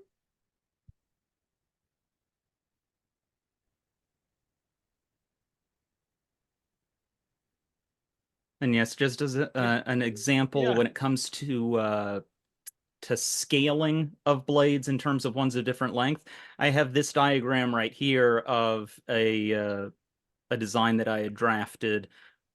You can see these all have the same curvature to them, but it's just extending the geometry. So it's still, you know, all the way on this 40-inch long blade. It's still following the same trajectory that this little 12-inch blade is. It's just the heel portion is of a particular curvature in order to give that that extra chopping action down at the heel, and the more distal portion of the blade is of the same arc, just getting longer and longer and longer. So despite the fact that these blades are just getting longer and longer and longer, they are still all optimized for a user of the same height between all of them.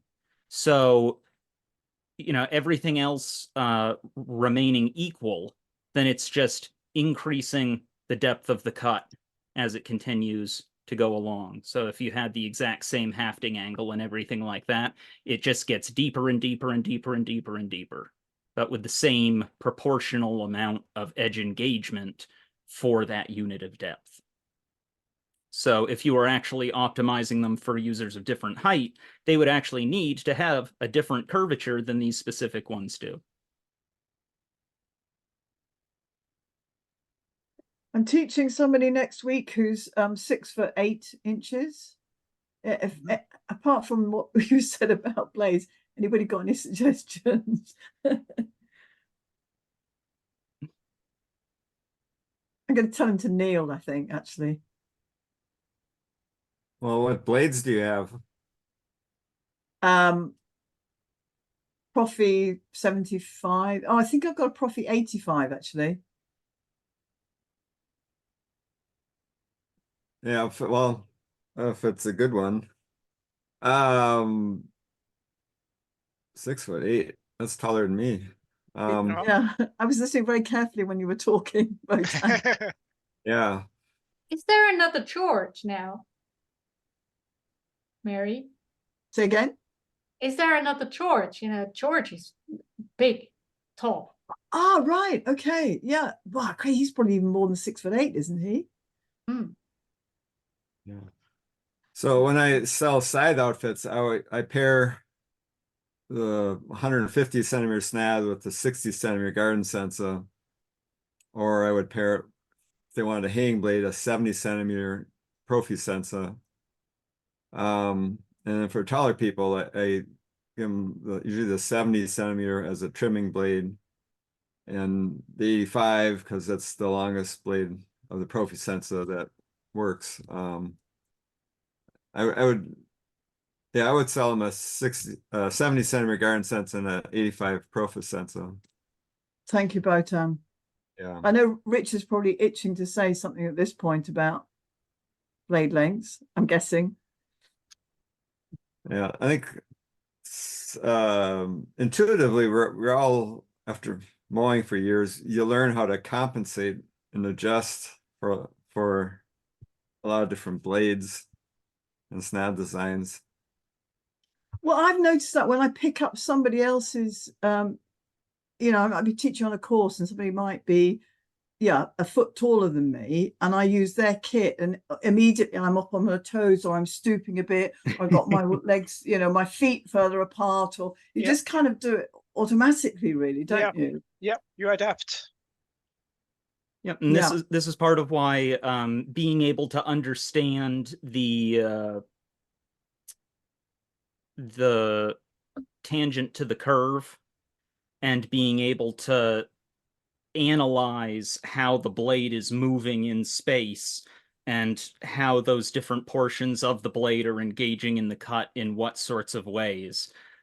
Just really helps when it comes to adapting yourself to the factors that you don't have control over, namely the shape of the blade, the terrain that you're in, and so on and so forth.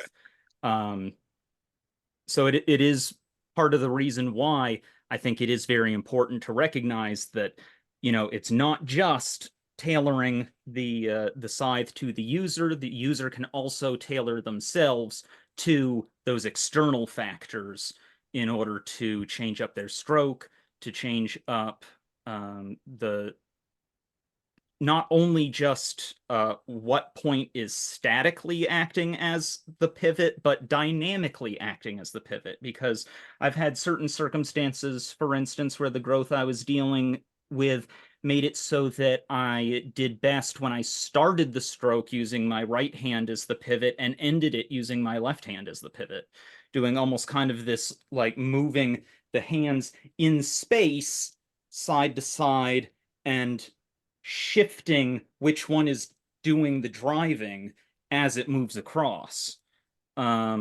So just depending on the particular blade and snath and mowing situation that you're in, having that active recognition of what you're essentially being dealt to deal with really helps with that analytical process and being able to adapt on the fly.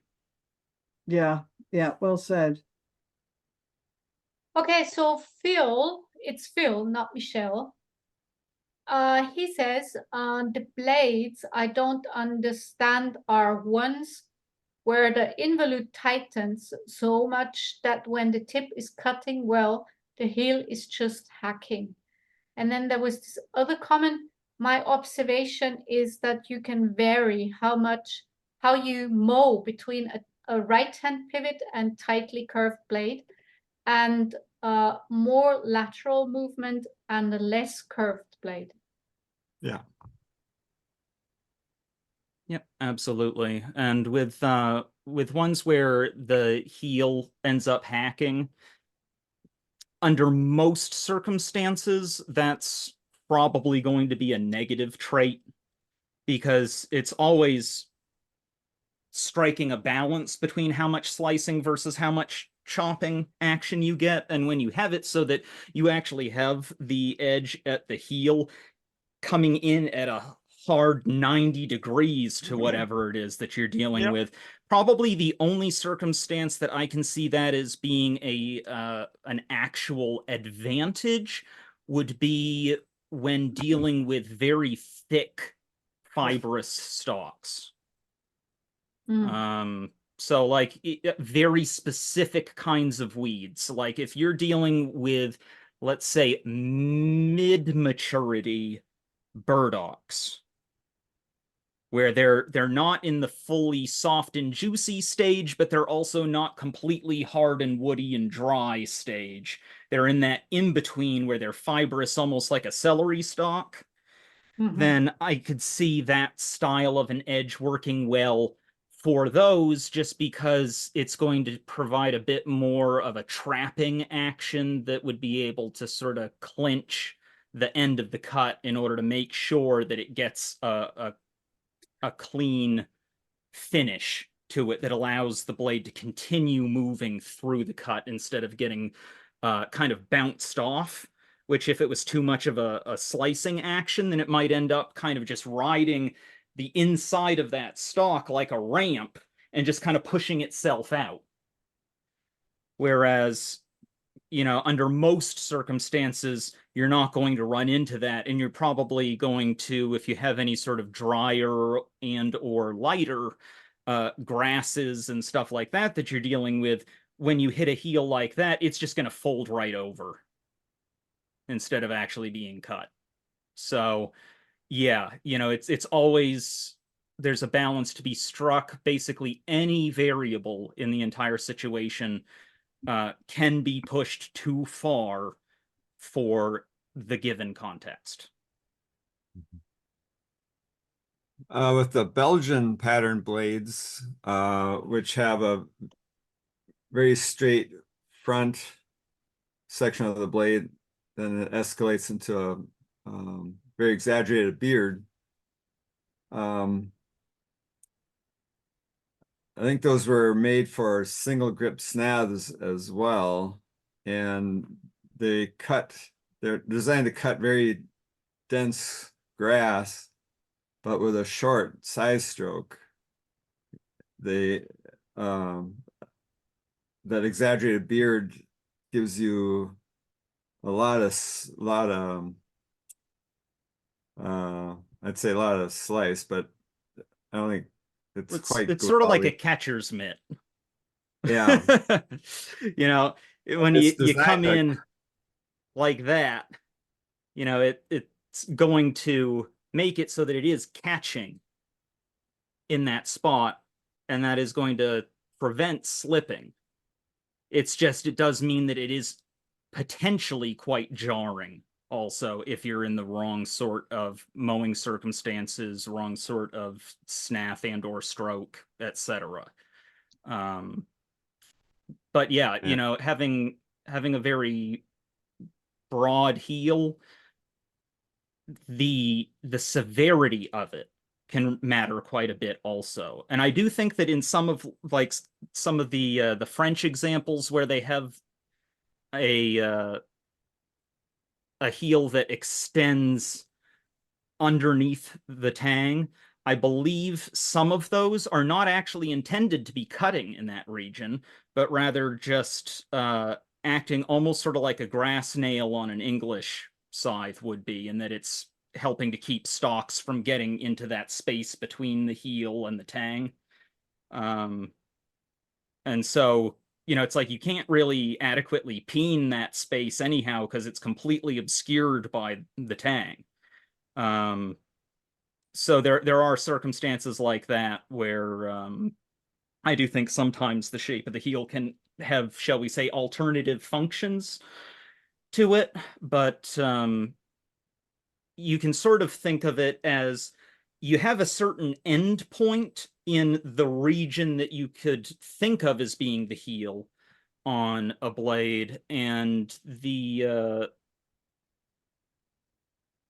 severity of the transition matters as well. You know, not merely what's your angle of that tangent to the curve when you reach the end point, but also how does it get there from when it starts first changing into a more severe geometry.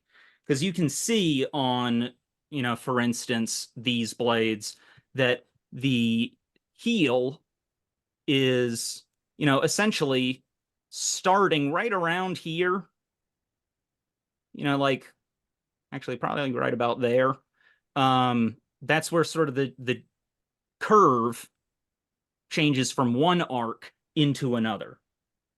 And so you have that entire space between here and the heel over which it's slowly ramping more and more into an increasingly choppy kind of a presentation. But even at the end of that stroke, it's still at a pretty reasonable slant. Meanwhile, you could have one that ends up transitioning into a fully 90-degree by the time that it gets down here, but how quickly is it doing that? If it's making a more gradual transition into that severe of an endpoint, then it might have had enough of a slicing action on its way in that it ends up not being, you know, a majorly jarring sensation in use. Whereas if it's really quite abrupt, like it literally just has like a rectangle that just sticks out on the end, you know, that's going to be quite jarring. Just all of a sudden, bam, it's going to hit. And that would be very unpleasant. So there's a lot of variability in how the behavior of the heel of a blade will end up being, even when just looking at essentially the angle that it ends up at.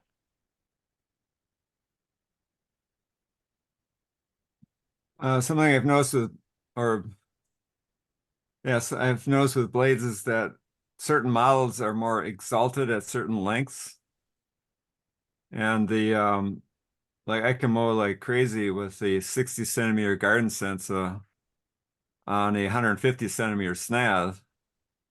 It's not comfortable for me to do for very long, but it's a very short, it's a short, arc, and I have to bend way down to do it.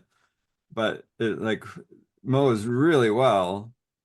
And whereas with the 70, and it gets even worse with 80s and 90s of the Hartstahl blades, the curvature just doesn't cut well. And that might be because they're not following the involute curve, but I think certain models work better in a certain range. So in this chart of yours, what Phil was saying, so the bottom ones might not work for a lot of people.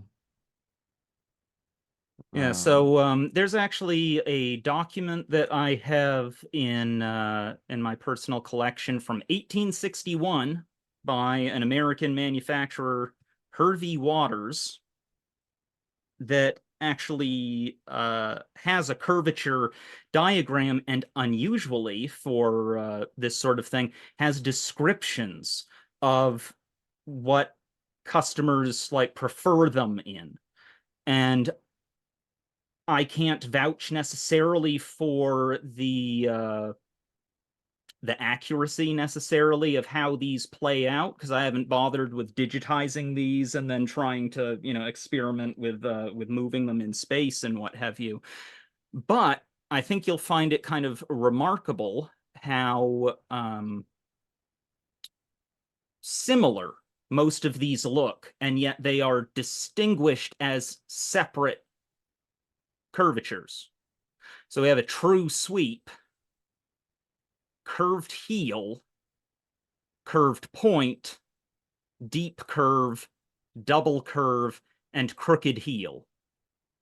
Which in the case of American blades, the heel actually refers to the entire proximal portion of the blade, not just the tang, not just the actual cutting portion of the base of the blade, but it's like this entire bit. So you can understand here what it means in a historical context of crooked heel. You can see it's kind of severely bent at this portion. And yeah, it says, for the purpose of a better understanding of the wishes of my customers as to the shapes of my patent scythes, I've procured the annexed cuts and beg leave to call your attention thereunto and to the nomenclature of the same in connection with the subjoined explanations. The true sweep is nearly of a uniform curve throughout, having slightly more curve towards the point than towards the heel. This is the shape mostly preferred for mountain, plain, or valley, and of which I sell more than of all the others.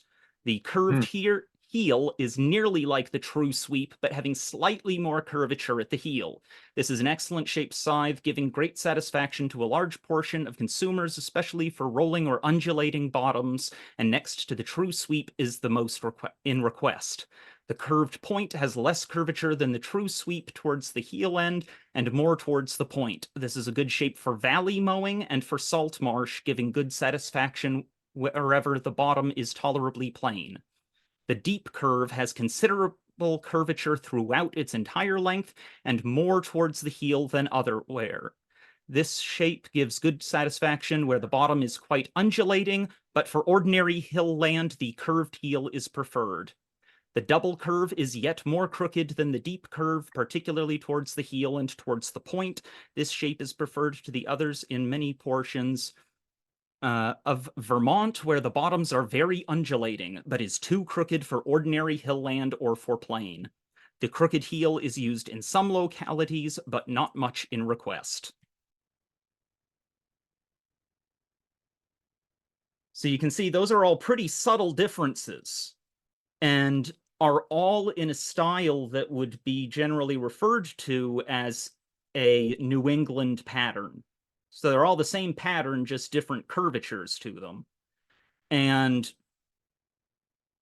you can see by that description that there's a considerable difference in terms of where people were using them and under what circumstances. And it's worth noting that all of those ones shown are, for those unfamiliar with the proportions of an American scythe, quite long. Really, you mostly see blades that long having been used around that point in time. And thereafter, you mostly end up seeing for, grass mowing, they would drop down to probably cut off right about here. So these are probably on the order of around 36 inches or so. I'm unsure of what that would end up translating to in centimeters.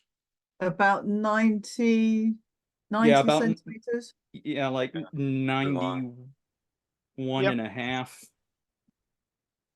I once had an old guy call me up. He wanted a side blade that sweeps, he said. I see what he means now, but So, but I'm going to study that later, but if anybody says they've got an undulating bottom, I now know what to do with it. yeah, and in terms of the historical language, that would be referring to, dips and undulations in the ground, just getting into those hollows, which one of the things that I usually end up doing under those circumstances, I'll adjust the crown of the blade. So when looking into the edge, how much of an upward smile it has. Generally, I find that to be an easier way in order to account for those sorts of circumstances. But during this period in time, the American blades were primarily laminated construction, and with those, it means like 2/3 of their thickness or more even is iron.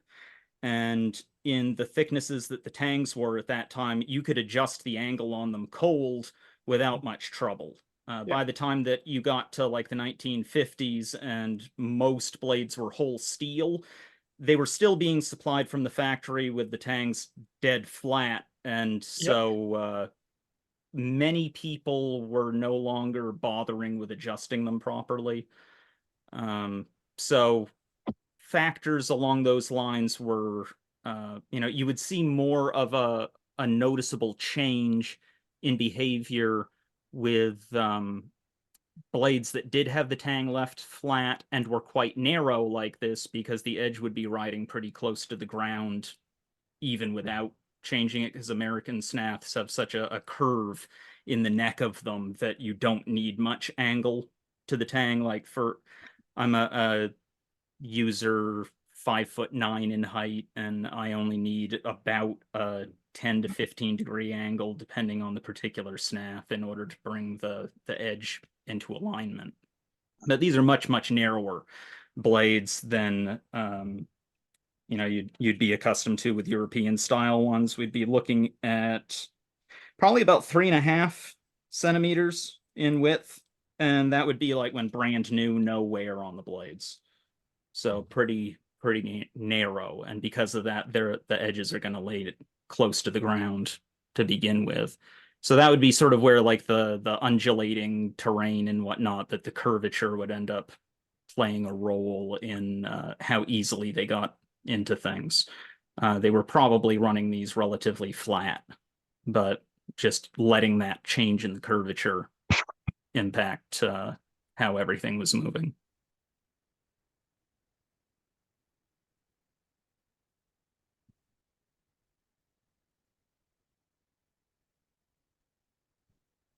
Yeah, I think that pretty well covers it for me, at least for this topic.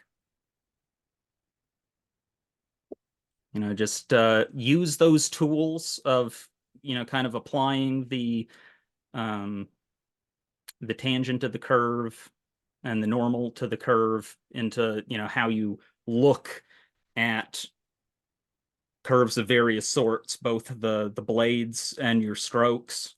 It gives you a really powerful diagnostic for being able to kind of uncomplicate the curves and how they present to one another. Because really just so much of the difficulty with all of this is just the fact that we are dealing with arcs. Arcs are really hard to visualize the interactions with, just because they're so complicated. And that's the reason why this lecture was titled Unwrapping the Edge, and that's because you can basically take those curves and you can straighten them out and think about them in flat rectangular terms using those tools in order to give you that mental framework. And it just really goes a long way towards being able to go, okay, this blade is behaving in this way, and this is why, and here's what I can do in order to make it behave differently. So how Sorry. can we collectively get the scythe manufacturers to make blades with good curves?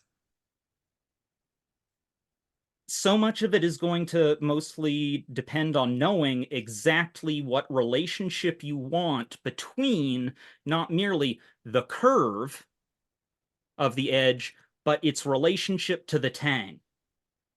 Because that's what is going to really make the big difference. The tang and the edge need to have a consistent spatial relationship, or else you're never going to have any two blades behaving the same if that isn't consistent. So you find the curve that you want, the spatial relationship that you want, and that is the thing that you tell them that you want. That's literally what I did with a batch of blades that Christiana was able to help me put on order. Actually, this pattern here, I'm having them do up some 30 inchers. This one here. Nice. In this specific curve, and I told them quite specifically that it's this that matters and how this sits in relation to this that matters. Because if you change that relationship between the two, this is suddenly going to behave very, very differently, and it no longer represents the curve that I want if this isn't in the right space, if it's at a different pivot than it should be, or, if it was sitting over here instead of over here. So it's really about those proportions. And to a certain extent, that means that you would probably want to end up cutting the edge in or grinding the edge in after you've referenced how this is sitting. Because it would be like, okay, it's sitting in this particular way. So how do I make this curve in that spatial relationship relative to it?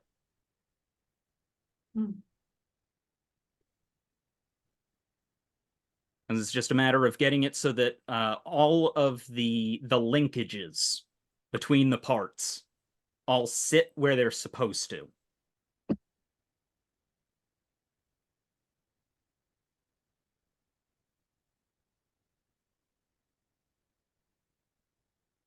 Well, I'm thinking I could get some of those clamps and some markers and start scribing patterns out on the. That's what I'm going to be thinking about when I can't go to sleep tonight. Oh, how am I going to be drawing curves all over the drive? I think with bits of chalk attached to the end or something.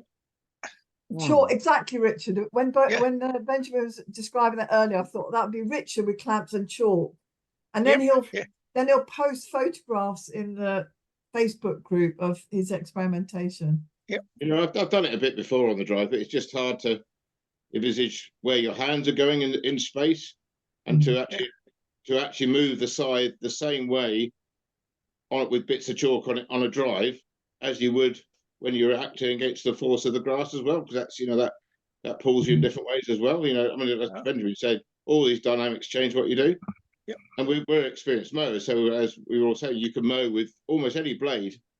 I remember when we was mowing in Romania with Simon Damon, they gave him a scythe that was set up completely wrong, and he was able to mow all day with it, with the wrong halving angle, wrong everything. Yep. But at the end of the day, his back was killing him because he was mowing in a contorted position to compensate for the blade rather than be able to set it to himself. Yep. So, yeah, got lots to think about.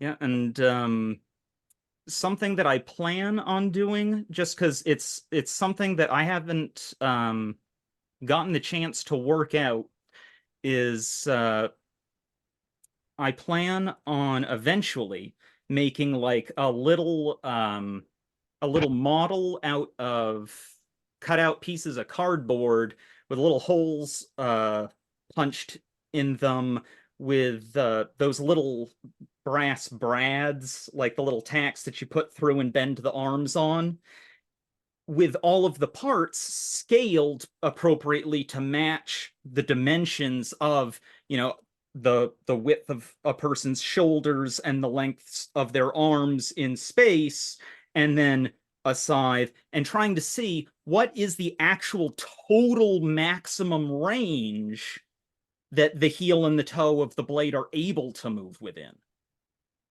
Of, you know, just what is the realm of possibility of all the places that someone with a blade and snath and arms and, you know, other proportions all matching these things, where are all of the places that they could potentially move the blade? Because there is a limit to that. You know, there are constraints. And so then that is essentially the playing field within which you are operating. And I'm interested in seeing what that ends up looking like, because I'm not 100% sure what it will look like. You know, I know what, you know, a typical stroke ends up looking like in terms of what actual grass it cuts and everything, but that's totally different from knowing the total shape of the map of all of the places that you could move the blade if you wanted to. That's really interesting. You You know, know that Peter Vito was, you know, they once did a study with him, but with his body movement.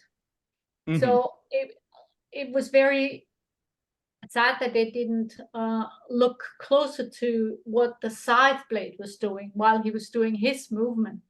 Mhm. So now you were doing the part with the blade and the body. So this is going to be really interesting. Well, I hope that illuminated a few things.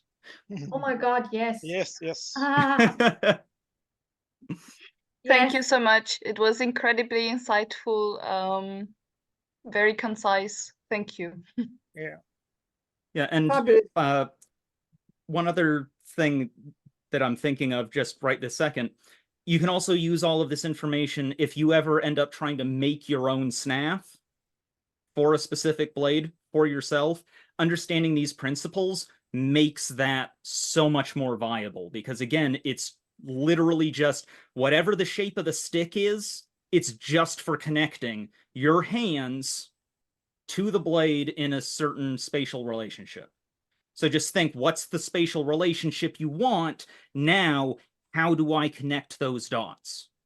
And that's why, you know, you see the different variations of snaths internationally and everything, in as wide an array as there are. It's specifically because there are, I think, something like 5 different major ways that you can connect those dots. And one nation or another has worked out that they liked doing one of them for whatever reason. So it builds a context of understanding for, you know, just why it is that they're the shape that there is. It's because there's only so many combinations, and it's just connecting the hands to the blade. Wonderful. Yep. Are there any more questions or whatever you would like to say. Is there something you still want to say that hasn't been said? Thanks so much, Benjamin. Yeah, Absolutely fantastic. I sort of think you're a genius. And when you started talking about the brass pins that open out and all of that experiment, I just thought, oh, you just kicked the arse of AI. Fantastic. Yeah. Streets ahead of it. Yeah. So thank you very much. Really helpful. Happy to help. Well, yeah. So thank you very much for showing up and taking Yeah. part. And Do you- I don't know if this is the kind of the question nobody should ask, but do you have a sense of how much you would like to earn from this, so we can sort of broadly divide it between ourselves? I feel slightly at sea as to what, you know, what would feel right for you. I mean, I said just whatever you're willing, just what feels good to you. That's good enough. You know, I mean, even if it's nothing, doesn't matter to me. You know, obviously I don't look disfavorably on having some funds come in, but at the same time, I didn't come into this with any expectation of it either. You know, it's Okay. So I would just say make your own best judgment, and really what matters most is that it feels appropriate to you, you know? And to those that buy the recorded version also. Yep. Mary, did you see when I did the advert on Facebook? Did you see that I also added Benjamin's PayPal? Yeah. Kind of address? Yeah. Okay. Good. Thank you. I was wondering if Benjamin could make a poster of his diagrams with the scythe and all the art. That'd be I'd cool. like to eventually. Yeah. It's mostly a matter of finding the time for it, and even just putting together this presentation took hours and hours. Yeah, I can imagine. Yeah. Yep. And generally speaking, I don't have a lot of time for it. I mean, I planned on, or rather hoped on, being able to do this last year. So, you know, the fact that it took me this long in order to get around to actually finding the time in order to scrape the diagrams together. So I'm just happy that I was able to get it done, but I would love to be able to put together both you know, a poster and a full-blown blog post and stuff like that more formally organizes it and puts it in a format that someone who isn't able to listen to the whole conversation would be able to understand. But of course, distilling it is always the challenge. Yeah, well, Oscar Wilde said something like, "So, sorry, my letter's so long, I didn't have time to write a shorter one." But I think Yep. I think some of your Exactly visuals, I think you've got a set of 6 tea towels. I don't know, what do we call them in the States? Linen cloths, you know, sort of things you dry your washing up with. I think you've got some of those, you know, especially that historic thing with all the different curved blades and some of the other things. Richard's laughing, he's agreeing with me, I think. That you could have a set of 6 beautiful tea towels with some of those diagrams. Oh yeah. I'll buy them. Yeah, me too. How's that? Some merchandise.